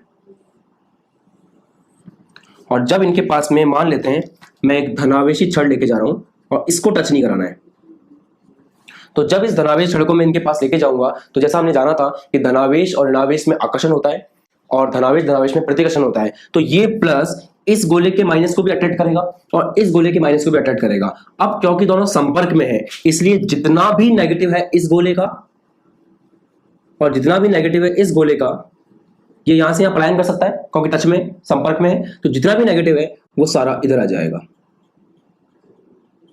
सही बात है। और प्रतिकर्षण के कारण जितना भी पॉजिटिव है वो इधर चल जाएगा। दोनों गोलों का नेगेटिव एक तरफ, दोनों गोलों का पॉजिटिव उस तरफ। तो पहले वाले गोले पे मान लीजिए गोला ए है, ये गोला बी है, तो ए वाले गोले पे नेगेटिव इकट्ठा हो जाएगा और बी वाले गोले पर धनावेश का आधिक्य हो जाएगा। प्रतिकर्षण के कारण प्लस को उधर फेंक दिया इसने और माइनस को अपनी तरफ खींच लिया और इस गोले का माइनस भी इधर आ गया क्योंकि ये दोनों क्या है? संपर्क में। ठीक बात है। उसके बाद थर्ड स्टेप में आपको इस छड़ को रखते हुए इन दोनों गोलों को अलग कर देना है। छड़ को रखते हुए आपको इन दोनों गोलों को अलग कर देना है। उससे क्या होगा? नेगेटिव इस पर रह गया और पॉजिटिव इस पर आ गया। ठीक बात है। अब इसके बाद तो बेहद आसान है, आप इस छड़ को हटा दीजिए। छड़ हटाने के बाद इस गोले पर ऋणावेश एक समान रूप से वितरित हो जाएगा और इस गोले पर धनावेश एक समान रूप से वितरित हो जाएगा और इस प्रकार हम कामयाब हो जाते हैं दो गोलों को एक साथ प्रेरण द्वारा आवेशित करने में। ठीक बात है। तो दोस्तों ये हमने सीखा कि प्रेरण द्वारा आवेशन क्या होता है और किस तरह से हम एक वस्तु को बिना स्पर्श किए आवेशित कर सकते हैं। और ये था दो गोलों को एक साथ प्रेरण द्वारा आवेशित करना। पहले वाले में भूसंपर्क की जरूरत पड़ी थी, इस वाले में भूसंपर्क की जरूरत नहीं है। और वाइंड अप अगर करें तो पहले वाले केस में आप याद रखें कि अगर एक गोले को आप प्रेरण द्वारा आवेशित कर रहे हैं तो उसके पास जो छड़ आप लेकर आते हैं उसका विपरीत आवेश आता है। अगर आप प्लस को लेकर आएंगे तो माइनस आवेश आएगा, माइनस को लेकर आएंगे तो प्लस आवेश आएगा। और दोस्तों ये इंपॉर्टेंट है, कभी कभी एग्जाम में पूछ लेते हैं कि प्रेरण द्वारा दो गोलों को एक साथ कैसे आवेशित करना। हमारा टॉपिक है कूलाम का नियम। देखिए दोस्तों, अगर दो बिंदु आवेशों को मान लेते हैं Q1 और Q2, अगर इन दोनों को आप किसी दूरी r पर रखते हैं, अगर दो बिंदु आवेश Q1 तथा Q2 को आप एक दूरी r पर रखते हैं तो ये परस्पर एक दूसरे पर बल लगाएंगे। हमने पढ़ा है कि अगर ये सजातीय आवेश हुए तो एक दूसरे पर प्रतिकर्षण का बल लगाएंगे और अगर ये विजातीय आवेश हुए अर्थात एक प्लस हुआ और एक माइनस हुआ तो ये आकर्षण का बल लगाएंगे। दोस्तों कूलाम बल इन दोनों के मध्य लगने वाला बल है, मतलब स्थिर आवेशों के मध्य लगने वाले बल को हम लोग स्थिर वैद्युत बल या कूलाम बल कहते हैं। और उस कूलाम बल का परिमाण कितना होगा इसको बताने वाले नियम को हम लोग कूलाम नियम कहते हैं। आप लोगों ने 11वीं कक्षा में एक अध्याय पढ़ा है गुरुत्वाकर्षण। वहां पर एक बल आया था गुरुत्वाकर्षण बल। आपको याद होगा उस बल में एक नियम था कि दो द्रव्यमान है अगर आपके पास m1 और m2 और दोनों एक दूसरे से r दूरी पर रखे हैं तो इनके मध्य लगने वाला गुरुत्वाकर्षण बल दोनों द्रव्यमानों के गुणनफल के समानुपाती होता है। बिल्कुल वैसे ही दोस्तों दो बिंदु आवेश जो एक दूसरे से r दूरी पर रखे हैं इनके मध्य लगने वाला स्थिर वैद्युत बल दोनों आवेशों के गुणनफल के समानुपाती होता है। राइट, आप दोनों को मैच करके समझेंगे तो आसान रहेगा। जैसे वहां पर गुरुत्वाकर्षण का बल दोनों द्रव्यमानों के बीच की दूरी के वर्ग के व्युत्क्रमानुपाती होता है, बिल्कुल वैसे ही यहां पर भी स्थिर वैद्युत बल दोनों आवेशों के मध्य दूरी के वर्ग के व्युत्क्रमानुपाती होता है और इसी को हम कहते हैं कूलाम का नियम। फिर से एक बार, दो स्थिर बिंदु आवेशों के मध्य लगने वाला स्थिर वैद्युत बल दोनों आवेशों के गुणनफल के समानुपाती तथा आवेशों के मध्य दूरी के वर्ग के व्युत्क्रमानुपाती होता है एवं यह बल इन दोनों आवेशों को मिलाने वाली रेखा के अनुदिश कार्यरत रहता है। मतलब इस रेखा के अनुदिश, इन दोनों को मिलाने वाली रेखा है ये, तो इस रेखा के अनुदिश ये बल कार्यरत रहेगा। मैं इसका स्टेटमेंट लिख देता हूं।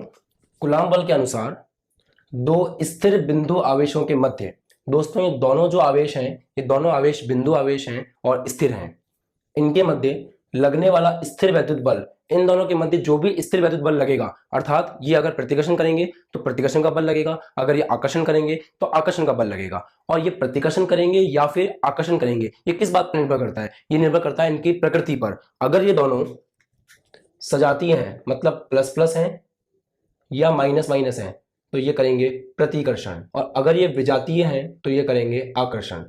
तो जो भी अगर ये प्रतिकर्षण करते हैं आकर्षण करते हैं जो भी इनका बल होगा वो कहलाएगा स्थिर वैद्युत बल।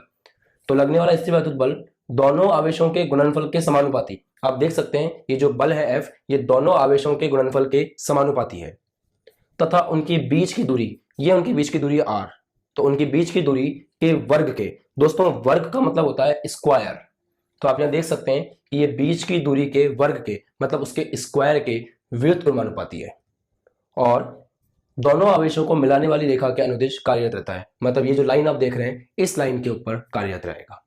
ये है दोस्तों कूलाम का नियम।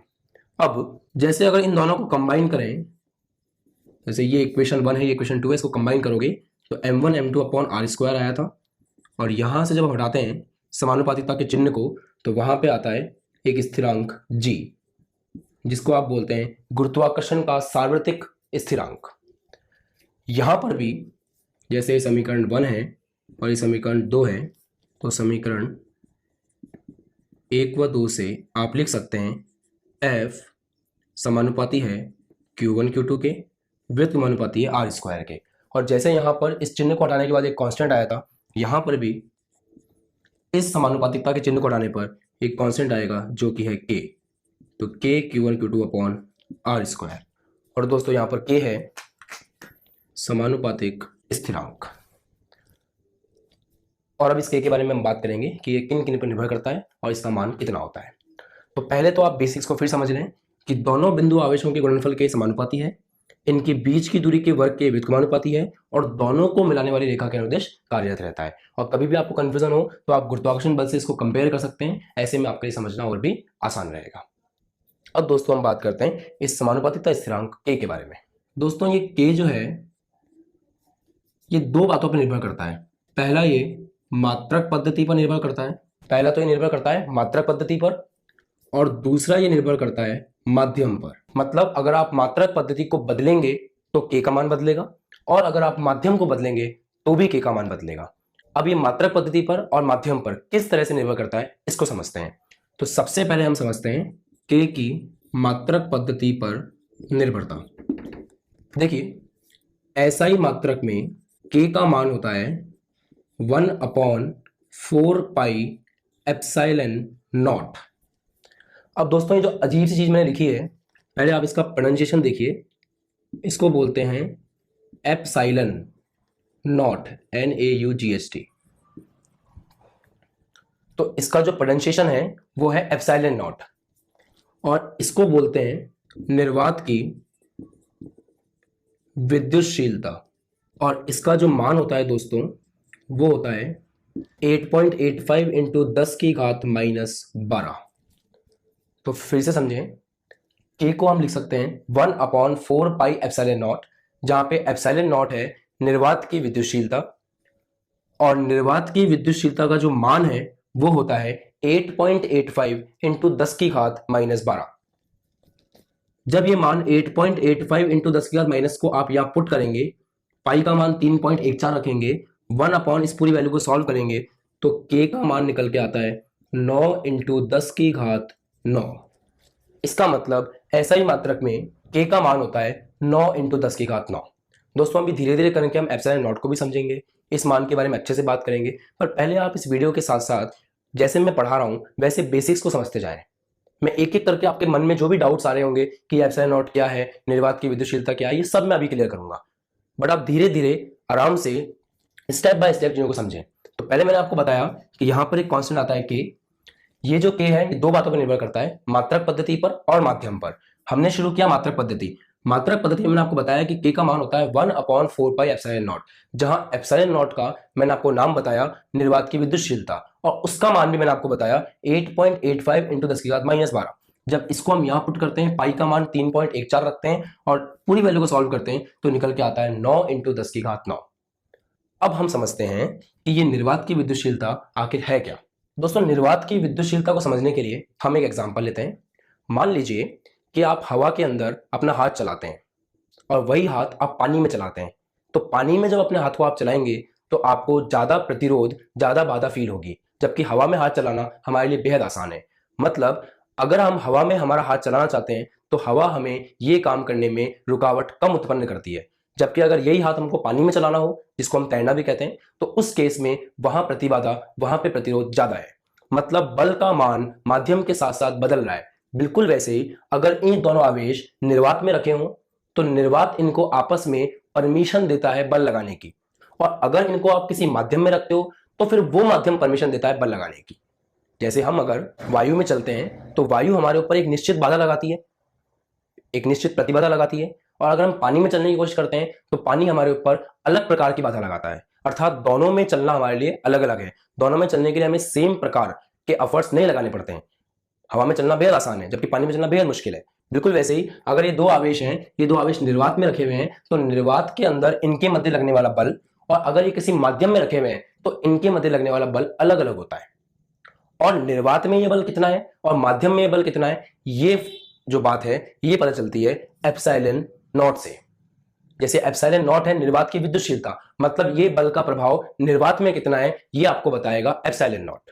और मान लीजिए आप किसी माध्यम में हैं तो फिर वहां पे एप्सिलॉन नॉट नहीं आएगा, वहां पे आएगा एप्सिलॉन एम, जहां पे एप्सिलॉन एम क्या होगा, माध्यम की विद्युतशीलता।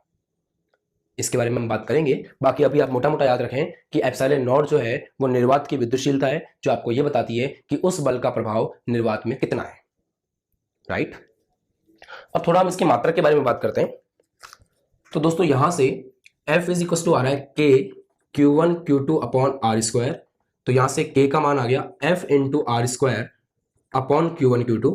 यहां से अगर आप K का मात्रक लिखें तो यहां से K के मात्रक में बल की जगह आ जाएगा न्यूटन, क्योंकि बल का मात्रक न्यूटन होता है।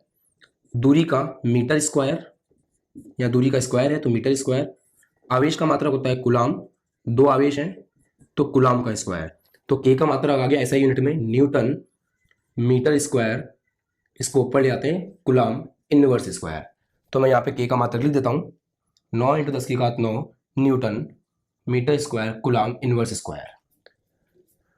और यहां से हम एक और काम कर सकते हैं। आप देख सकते हैं कि जो मात्रक K का है उसका उल्टा मात्रक एप्सिलॉन नॉट का होगा, क्योंकि K is equal to 1 upon epsilon naught. तो K का जो मात्रक है उसका जस्ट उल्टा मात्रक किसका होगा, एप्सिलॉन नॉट का। तो K का मात्रक हमने निकाल लिया newton metre square coulomb inverse square. तो यहां से एप्सिलॉन नॉट का मात्रक आएगा न्यूटन का उल्टा न्यूटन इनवर्स, मीटर स्क्वायर का उल्टा मीटर इनवर्स स्क्वायर, और कुलाम इनवर्स स्क्वायर का उल्टा कुलाम स्क्वायर। तो जो मात्रक K का है उसका जस्ट उल्टा मात्रक किसका है, एप्सिलॉन नॉट का, राइट।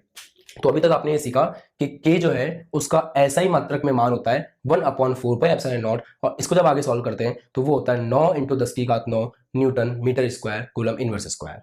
अब दोस्तों यही K का मान अगर आप CGS पद्धति में देखें तो हमको न्यूटन को बदलना पड़ता है CGS मात्रक में, और बल का ऐसा ही मात्रक होता है न्यूटन, और उसका CGS मात्रक होता है डाइन, DYNE डाइन, और रिलेशन होता है 1 न्यूटन बराबर 10⁵ डाइन। दूसरी बात, मीटर का सेंटीमीटर होता है, 1 मीटर बराबर 100 सेंटीमीटर। कुलाम का होता है स्टैट कुलाम, हमने पढ़ा है इसके प्रीवियस लेक्चर्स में, जहां स्टैट कुलाम का रिलेशन था 1 कुलाम बराबर 3 × 10⁹ स्टैट कुलाम, राइट। तो अब हम अगर CGS पद्धति में जा रहे हैं तो न्यूटन को हम बदलेंगे डाइन में, मीटर को हम बदलेंगे सेंटीमीटर में, और कुलाम को हम बदलेंगे स्टैट कुलाम में, और उसके बाद हम देखते हैं कि मान क्या आता है। तो शुरू करते हैं। अब देखिए K का मान ऐसा ही मात्रक में आ गया 9 × 10⁹ newton metre square coulomb inverse square. CGS के लिए सबसे पहले न्यूटन को बदलते हैं डाइन में। तो 1 न्यूटन बराबर 10⁵ डाइन, तो इसको 10⁵ से गुणा कर देते हैं, मल्टीप्लाई बाय। अब ये आ गया मीटर स्क्वायर, तो 1 metre is equal to 100 centimetre. तो अगर मीटर को आपको 100 सेंटीमीटर में कन्वर्ट करना है तो उसके लिए आपको 100 से गुणा करना पड़ेगा। तो यहाँ पे मीटर स्क्वायर है तो 2 बार 100 × 100, ये हमने मीटर को बदल लिया सेंटीमीटर में। अब मैं आगे की चीज रफ कर देता हूं। कूलम इनवर्स स्क्वायर मतलब 1/कूलम स्क्वायर, इस तरह से है।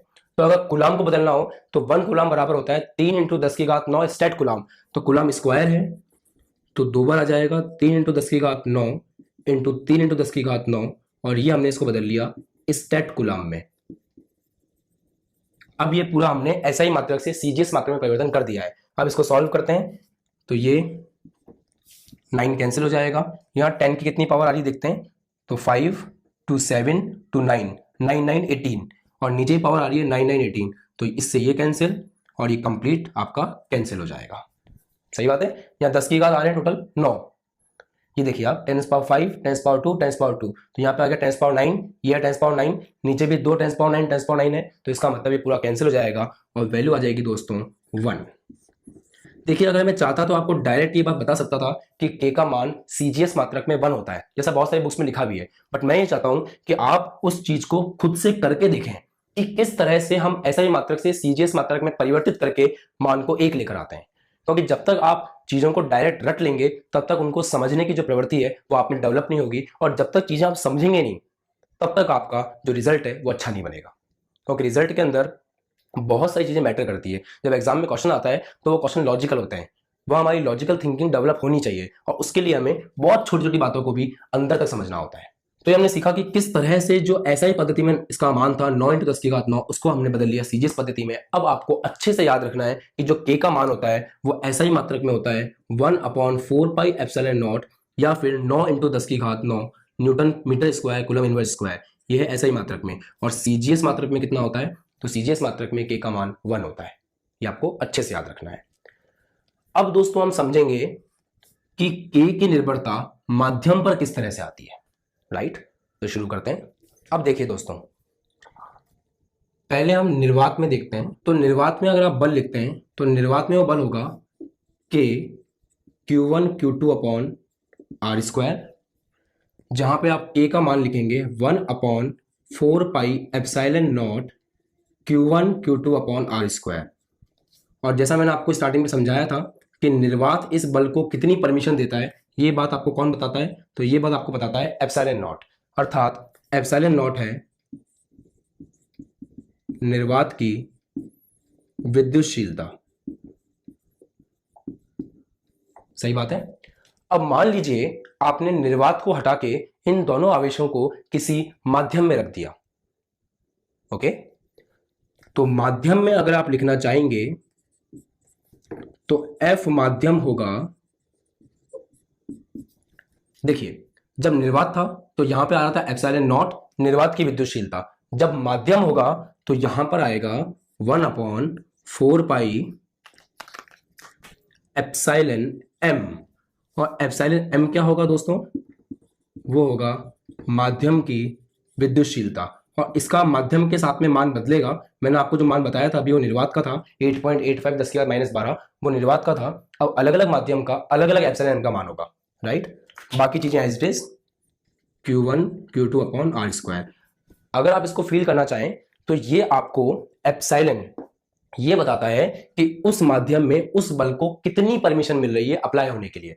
जैसे आप हवा में किसी को मारते हैं और पानी में किसी को मारते हैं तो बल पानी में कम लगता है, सही है। वैसे ही अगर इन आवेशों के मध्य बल आप निर्वात में देखेंगे और माध्यम में देखेंगे तो उसमें परिवर्तन आएगा। अब वो परिवर्तन कितना आ रहा है ये आपको कौन बताएगा? ये आपको बताएगा ये एप्सिलॉन। निर्वात है तो निर्वात की विद्युतशीलता आएगी, माध्यम है तो माध्यम की विद्युतशीलता आएगी। ठीक बात है। अब दोस्तों इसे कह दिए समीकरण नंबर 1, इसे कह दिए समीकरण नंबर 2। अब समीकरण 1 में 2 का भाग लगाते हैं, तो लेफ्ट का लेफ्ट में F निर्वात अपॉन F माध्यम इज इक्वल टू ये हो जाएगा 1 upon 4 pi epsilon not divide by इसका 1 अपॉन 4 पाई एप्सिलॉन m। और दोस्तों बाकी चीज़ें सेम है, Q1 Q2 upon R square, Q1 Q2 upon R square.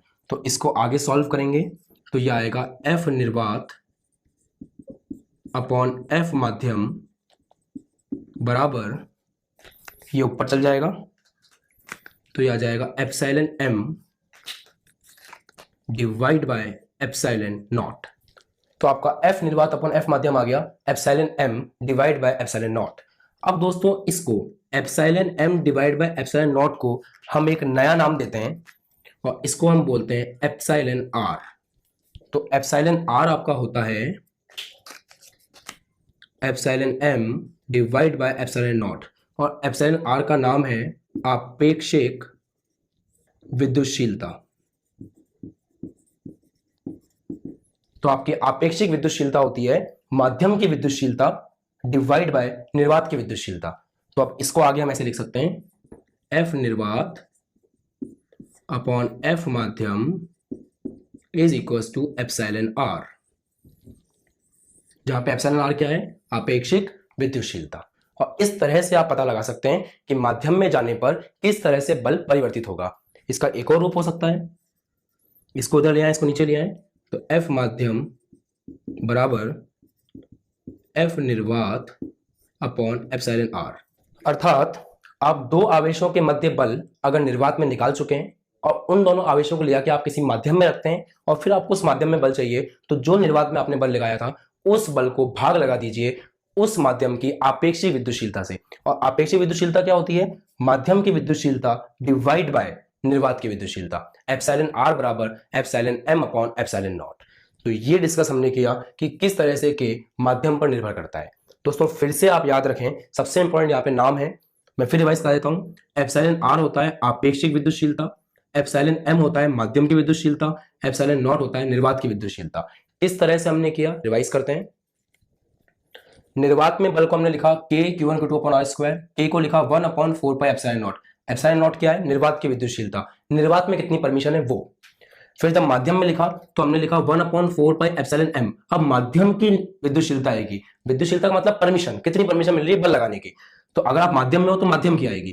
तो माध्यम की विद्युतशीलता, हमने समीकरण 1 को समीकरण 2 से भाग लगाया, तो माध्यम की विद्युतशीलता पूरा सॉल्व करने के बाद ऊपर मिली और नीचे मिली निर्वात की विद्युतशीलता। इसको हमने एक नया नाम दिया आपेक्षिक विद्युतशीलता।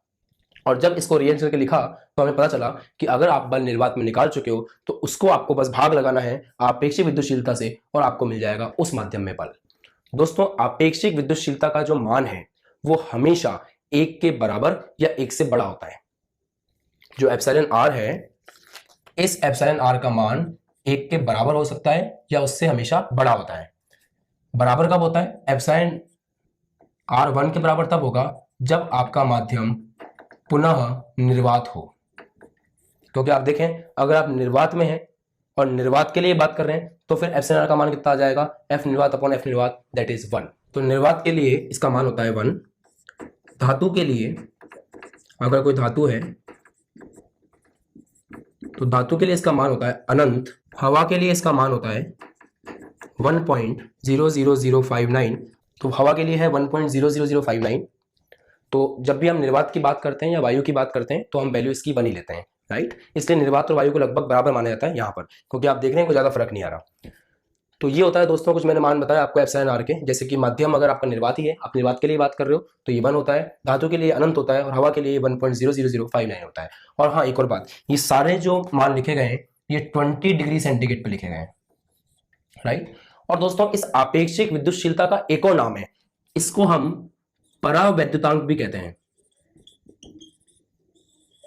इसको हम परावैद्युतांक भी कहते हैं। तो हो सकता है कि कुछ बुक्स में आपको आपेक्षिक विद्युतशीलता की जगह परावैद्युतांक लिखा हुआ मिले, तो आप कंफ्यूज ना हो। एप्सिलॉन आर के 2 मान हैं, आपेक्षिक विद्युतशीलता या परावैद्युतांक। तो दोस्तों, ये हमने सीखा कि किस तरह से के निर्भर करता है मात्रक पद्धति पे और दूसरा माध्यम पर। आपको 2 ही बातें याद रखनी है जो बहुत खास हैं। वो ये है कि के का मान एसआई में होता है 9 × 10⁹ और सीजीएस में होता है 1। दूसरी इंपॉर्टेंट बात, के का मान अगर आप निर्वात के लिए देख रहे हो तो 1/4πε होता है, और अगर आप माध्यम के देख रहे हो तो 1/4πε होता है। जहाँ एप्सिलॉन नॉट है निर्वात की विद्युतशीलता, एप्सिलॉन m है माध्यम की विद्युतशीलता। कूलाम बल का सदिश निरूपण, इसके पहले वाले लेक्चर में हम पढ़ चुके हैं कि कूलाम बल होता है K Q1 Q2/r², जहाँ Q1 Q2 2 बिंदु आवेश हैं और r उन बिंदु आवेशों के मध्य की दूरी है। आज हमको पढ़ना है कि कूलाम बल का सदिश निरूपण कैसे करते हैं। मतलब बल एक सदिश राशि है तो उसको सदिश रूप में किस तरह से हम लिखते हैं, वो कहलाता है सदिश निरूपण। तो शुरू करते हैं दोस्तों। ये 2 एक्सिस लिए मैंने, एक तो x अक्ष और एक y अक्ष। ये आपका मूल बिंदु है, राइट। अब हम 2 आवेशों को मानते हैं। एक आवेश है Q1, दूसरा आवेश है Q2। एक आवेश मान लीजिए यहां रखा हुआ है और दूसरा आवेश यहां रखा हुआ है, कुछ इस तरह से कि एक आवेश यहां पर है Q1 और एक आवेश यहां पर है Q2।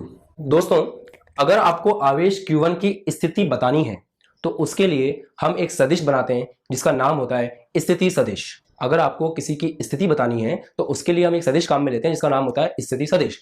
तो यहां पर इस Q1 का स्थिति सदिश कैसे बनेगा?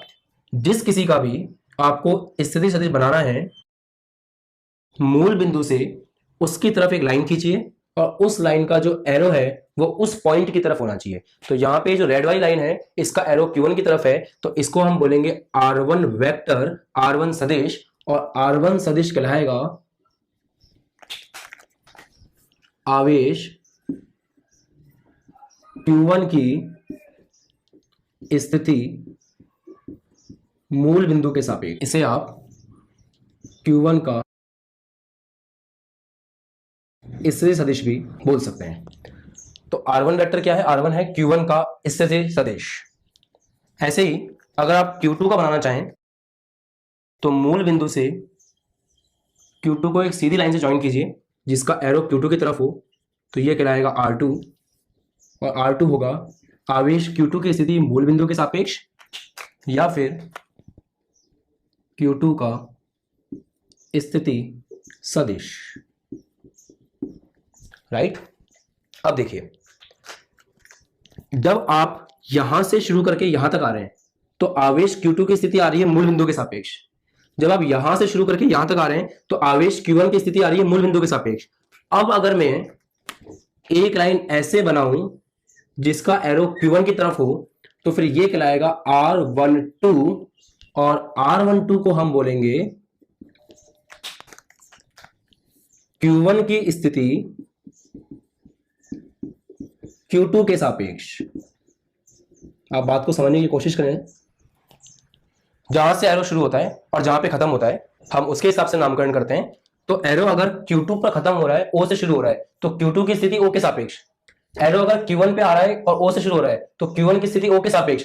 एरो यहां से शुरू होकर यहां खत्म हो रहा है, तो आवेश Q1 की स्थिति किसके सापेक्ष? Q2 के सापेक्ष। ऐसे ही अगर हम ऐसे एक एरो बनाएं तो ये होगा R21,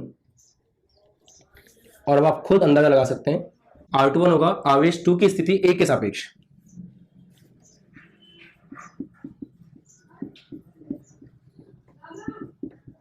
अब दोस्तों मैं एक सदिश बना रहा हूं जिसका नाम है R12 कैप। ये कहलाते हैं दोस्तों एकांक सदिश। देखिए इस वीडियो के लिए थोड़ा बहुत आपको सदिश का आइडिया होना जरूरी है, क्योंकि ये 11वीं क्लास में आपने अगर सदिश हल्के फुल्के पढ़ रखे तो आपको अच्छे समझ में आएगा। R12 कैप दोस्तों होता है एकांक सदिश। इसका काम होता है सिर्फ दिशा बताने का। R12 कैप जो है वो कहलाता है एकांक सदिश और इसका काम होता है सिर्फ दिशा बताने का। तो जहां भी आपको दिशा लिखनी हो वहां आप किसको लिख सकते हो? R12 कैप को। और R12 कैप जैसा कि नाम में आ रहा है, R12 कैप R12 की दिशा बताएगा और R21 कैप R21 वेक्टर की दिशा बताएगा। मतलब R12 कैप क्या हुआ? R12 वेक्टर का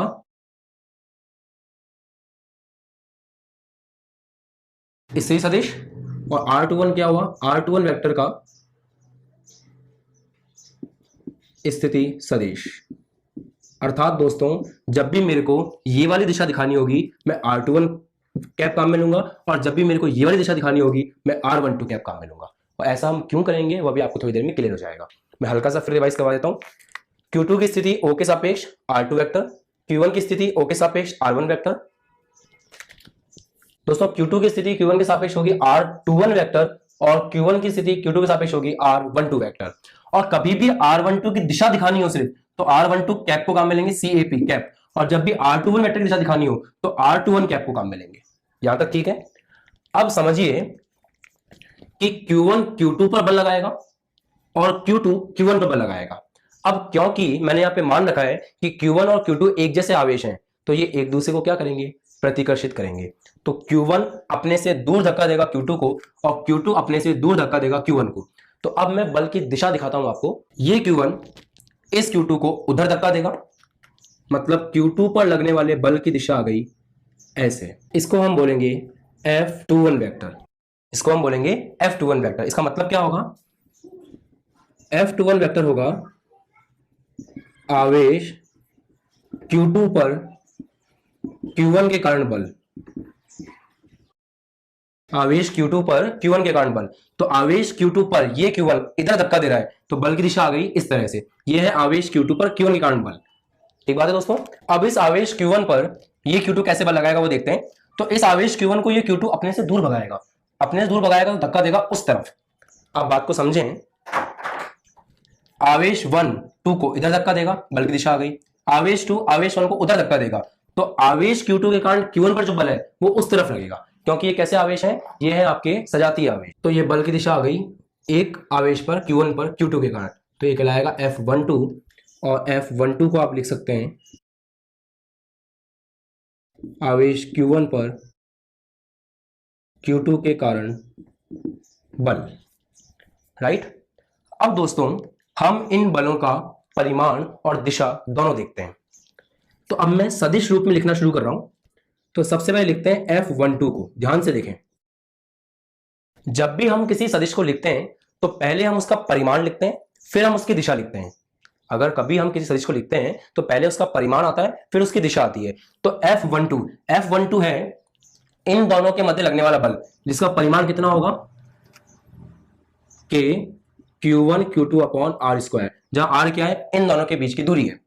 तो ये तो मैंने लिख दिया परिमाण। अब आती है दोस्तों बात दिशा की। तो दिशा को ध्यान समझें। ये जो F12 वेक्टर है ये किसकी दिशा में है? ये इस दिशा में है। इस दिशा में मैंने एक और वेक्टर बना रखा है R12 वेक्टर, और r12 वेक्टर के लिए हमने स्थिति सदिश, जो r12 वेक्टर है वो स्थिति सदिश है, उसके लिए एकांक सदिश बना रखा है। तो यहां पर हमको ऐसे करना था कि यह है r12 का एकांक सदिश, यह है r21 का एकांक सदिश। मैंने यहां तो लिख दिया था, यहां लिखना भूल गया था। तो ये हो गया r12 का एकांक सदिश। अर्थात कभी भी आपको r12 की दिशा दिखानी हो तो उसके लिए आप किसको काम में लेने वाले थे? r12 कैप को। मैंने आपको कहा था अपन ऐसा करेंगे। बिल्कुल ऐसे ही वापस देखिए, ये जो f12 वेक्टर है इस दिशा में है, इसकी दिशा में एक और वेक्टर है r12 वेक्टर, और r12 वेक्टर का एकांक सदिश हमने बना रखा है r12 कैप। मतलब r12 कैप दिशा दिखा रहा है r12 वेक्टर की, और r12 कैप साथ साथ दिशा दिखा सकता है f12 की, क्योंकि जो दिशा f12 की है वही दिशा r12 की है। तो मैं यहां पे लिख सकता हूं r12 कैप। अब देखिए दोस्तों, परिमाण हम लोग लिख चुके हैं k q1 q2 upon r²। अब हमको लिखनी है दिशा। तो देखिए, ये जो f12 वेक्टर की दिशा है वो इस तरफ है, इसी की दिशा में एक और वेक्टर है r12 वेक्टर, और r12 वेक्टर की दिशा बताने वाला हमने एक नया वेक्टर डिफाइन कर रखा है जिसका नाम है r12 कैप। तो r12 कैप दिशा बताता है r12 वेक्टर की, और r12 वेक्टर की जो दिशा है वही है f21 की। तो f21 और r12 वेक्टर की दिशा एक जैसी होने के कारण हम इसका एकांक सदिश इसके साथ में काम में ले सकते हैं। तो दिशा के रूप में मैं लिख रहा हूं r12 कैप। इसका मतलब पता है क्या हुआ? इसका मतलब ये हुआ कि जो r12 कैप की दिशा है वही दिशा है f12 वेक्टर की। मतलब ये वाला हिस्सा क्या बता रहा है आपको? दिशा बता रहा है। और r12 वेक्टर की दिशा क्या है? तो r12 कैप की दिशा है जो r12 वेक्टर की है, और उस दिशा का मतलब वही f12। आई होप कि आप लिंक कर पा रहे हैं। अपन दूसरा वाला देखते हैं जिससे आपको और क्लियर होगा। अब f21 को अगर आप लिखेंगे तो f21 ये वाला बल हो गया। पहले आएगा परिमाण, परिमाण वही रहेगा कूलॉम के नियम से, k q1 q2 upon r², ये वही आ गया परिमाण। अब जब बात आएगी दिशा की तो ध्यान से देखें, f12 वेक्टर की जो दिशा है ये दिशा वही है जो r21 वेक्टर की है, राइट। f21 वेक्टर की दिशा वही है जो r21 वेक्टर की है, और r21 के लिए हमने एक एकांक सदिश बना रखा है r21 कैप। तो यहां पे मैं लिख सकता हूं r21 कैप। आई होप कि अब आप लिंक कर पाए। f21 वेक्टर की दिशा वही है जो r21 की है, और उसकी दिशा में हम एकांक सदिश बना चुके हैं, तो मैंने लिख दिया r21 कैप।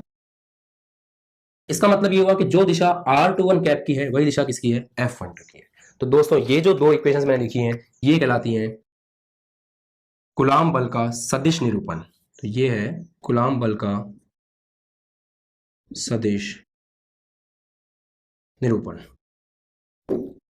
ओके, बस दोस्तों आपको दो तीन बातें समझनी पड़ेंगी। स्टार्टिंग से एक बार वीडियो को आप फिर से देख लें कि मैंने किस तरह से सदिशों को बनाया, किस तरह से उनके नामकरण किए, और किस तरह से मैंने एकांक सदिश बनाया। एकांक सदिश को लेकर 11th में आपने अध्ययन किया होगा। अगर वहां पे आपने अध्ययन नहीं किया है तो ये बात याद रखें कि एकांक सदिश सिर्फ दिशा बताने का काम करता है। तो f12 की दिशा में मुझे एक एकांक सदिश मिल गया जो कि था r12, तो मैंने उसको यहाँ पे काम में ले लिया।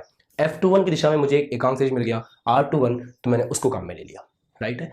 अब यहां पर एक बात आप देख सकते हैं कि r21 इस तरफ है और r12 इस तरफ है, तो हम ऐसा लिख सकते हैं कि r12 माइनस है r21 के। मतलब जो r12 की दिशा है, कौन सी दिशा है r12 की? ये वाली, उसके विपरीत है r21, इसलिए यहां पे क्या आ रहा है? Minus sign. आप इसको बोल दीजिए समीकरण नंबर 1, इसको बोल दीजिए 2। तो हम ऐसा करते हैं, इस r12 कैप का जो मान है माइनस का r21 कैप, उसको समीकरण 1 में रखते हैं। तो इस मान को समीकरण 1 में रखने पर क्या आ रहा है? देखिए f12 वेक्टर बराबर k q1 q2 upon r², और इस r21 वेक्टर की जगह मैं लिख रहा हूं माइनस का r21 कैप। इस r12 कैप की जगह मैंने लिखा है माइनस का r21 कैप। माइनस को बाहर ले आइए, तो f12 आ गया माइनस का k q1 q2 upon r² r21 cap. Okay, अब अगर आप इस पूरी चीज को ध्यान से देखें तो ये पूरी चीज ये रही, r k q1 q2 upon r² r21 vector, k q1 q2 upon r21 vector. इसका मतलब समीकरण 2 से हम f12 as it is minus के साथ इस पूरे को लिख सकते हैं f21 वेक्टर। ओके, तो f12 वेक्टर आ गया आपका माइनस का f21 वेक्टर। अर्थात गति का तृतीय नियम आपने पढ़ा होगा कि क्रिया प्रतिक्रिया के बल आपस में परिमाण में बराबर होते हैं बट दिशा में विपरीत होते हैं। ये चीज यहाँ पे प्रूफ हो गई। अब देखिए, ये दोनों परिमाण में बराबर हैं। परिमाण कहां से आता है? परिमाण आता है कूलॉम नियम से। जो इसके पहले वाला वीडियो था। तो दोनों का परिमाण बराबर है और दिशा r12 कैप इसकी दिशा थी, r21 कैप इसकी दिशा थी। हमने देखा कि r12 उधर है, r21 उधर है, इसका मतलब दिशा क्या है, एक दूसरे के विपरीत है। और इस बात को हमने इस तरह से क्या कर दिया, सिद्ध कर दिया। तो अगर आप यहां तक एग्जाम में डेरिवेशन करते हैं तो आप ये लिख सकते हैं कि अतः ये चीज आ गई यहां पर F12 बराबर माइनस का F21, मतलब F21 और F12 आपस में बराबर है। जितना बल Q1 Q2 पे लगा रहा है उतना ही बल Q2 Q1 पे लगा रहा है, बट इसकी दिशा क्या है, विपरीत है। दोनों एक दूसरे के विपरीत दिशा में बल लगा रहे हैं। ठीक बात है दोस्तों। तो इससे सिद्ध होता है कि कूलाम का जो नियम है वो गति के तृतीय नियम की पालना करता है। तो इस लाइन से सिद्ध होता है, इस वाली लाइन से सिद्ध होता है, अतः कूलाम नियम गति के तृतीय नियम की पालना करता है। तो अगर एग्जाम में क्वेश्चन आए कि सिद्ध कीजिए कि कूलाम का नियम गति के तृतीय नियम की पालना करता है, तो आपको पूरा डेरिवेशन करना पड़ेगा। लास्ट में वैल्यू आएगी, फिर आप इस चीज को लिख सकते हैं कि यहां से सिद्ध होता है कि कूलाम का नियम गति के तृतीय नियम की पालना करता है। ओके, तो दोस्तों ये हमने सीखा कि किस तरह से हम कूलाम के नियम का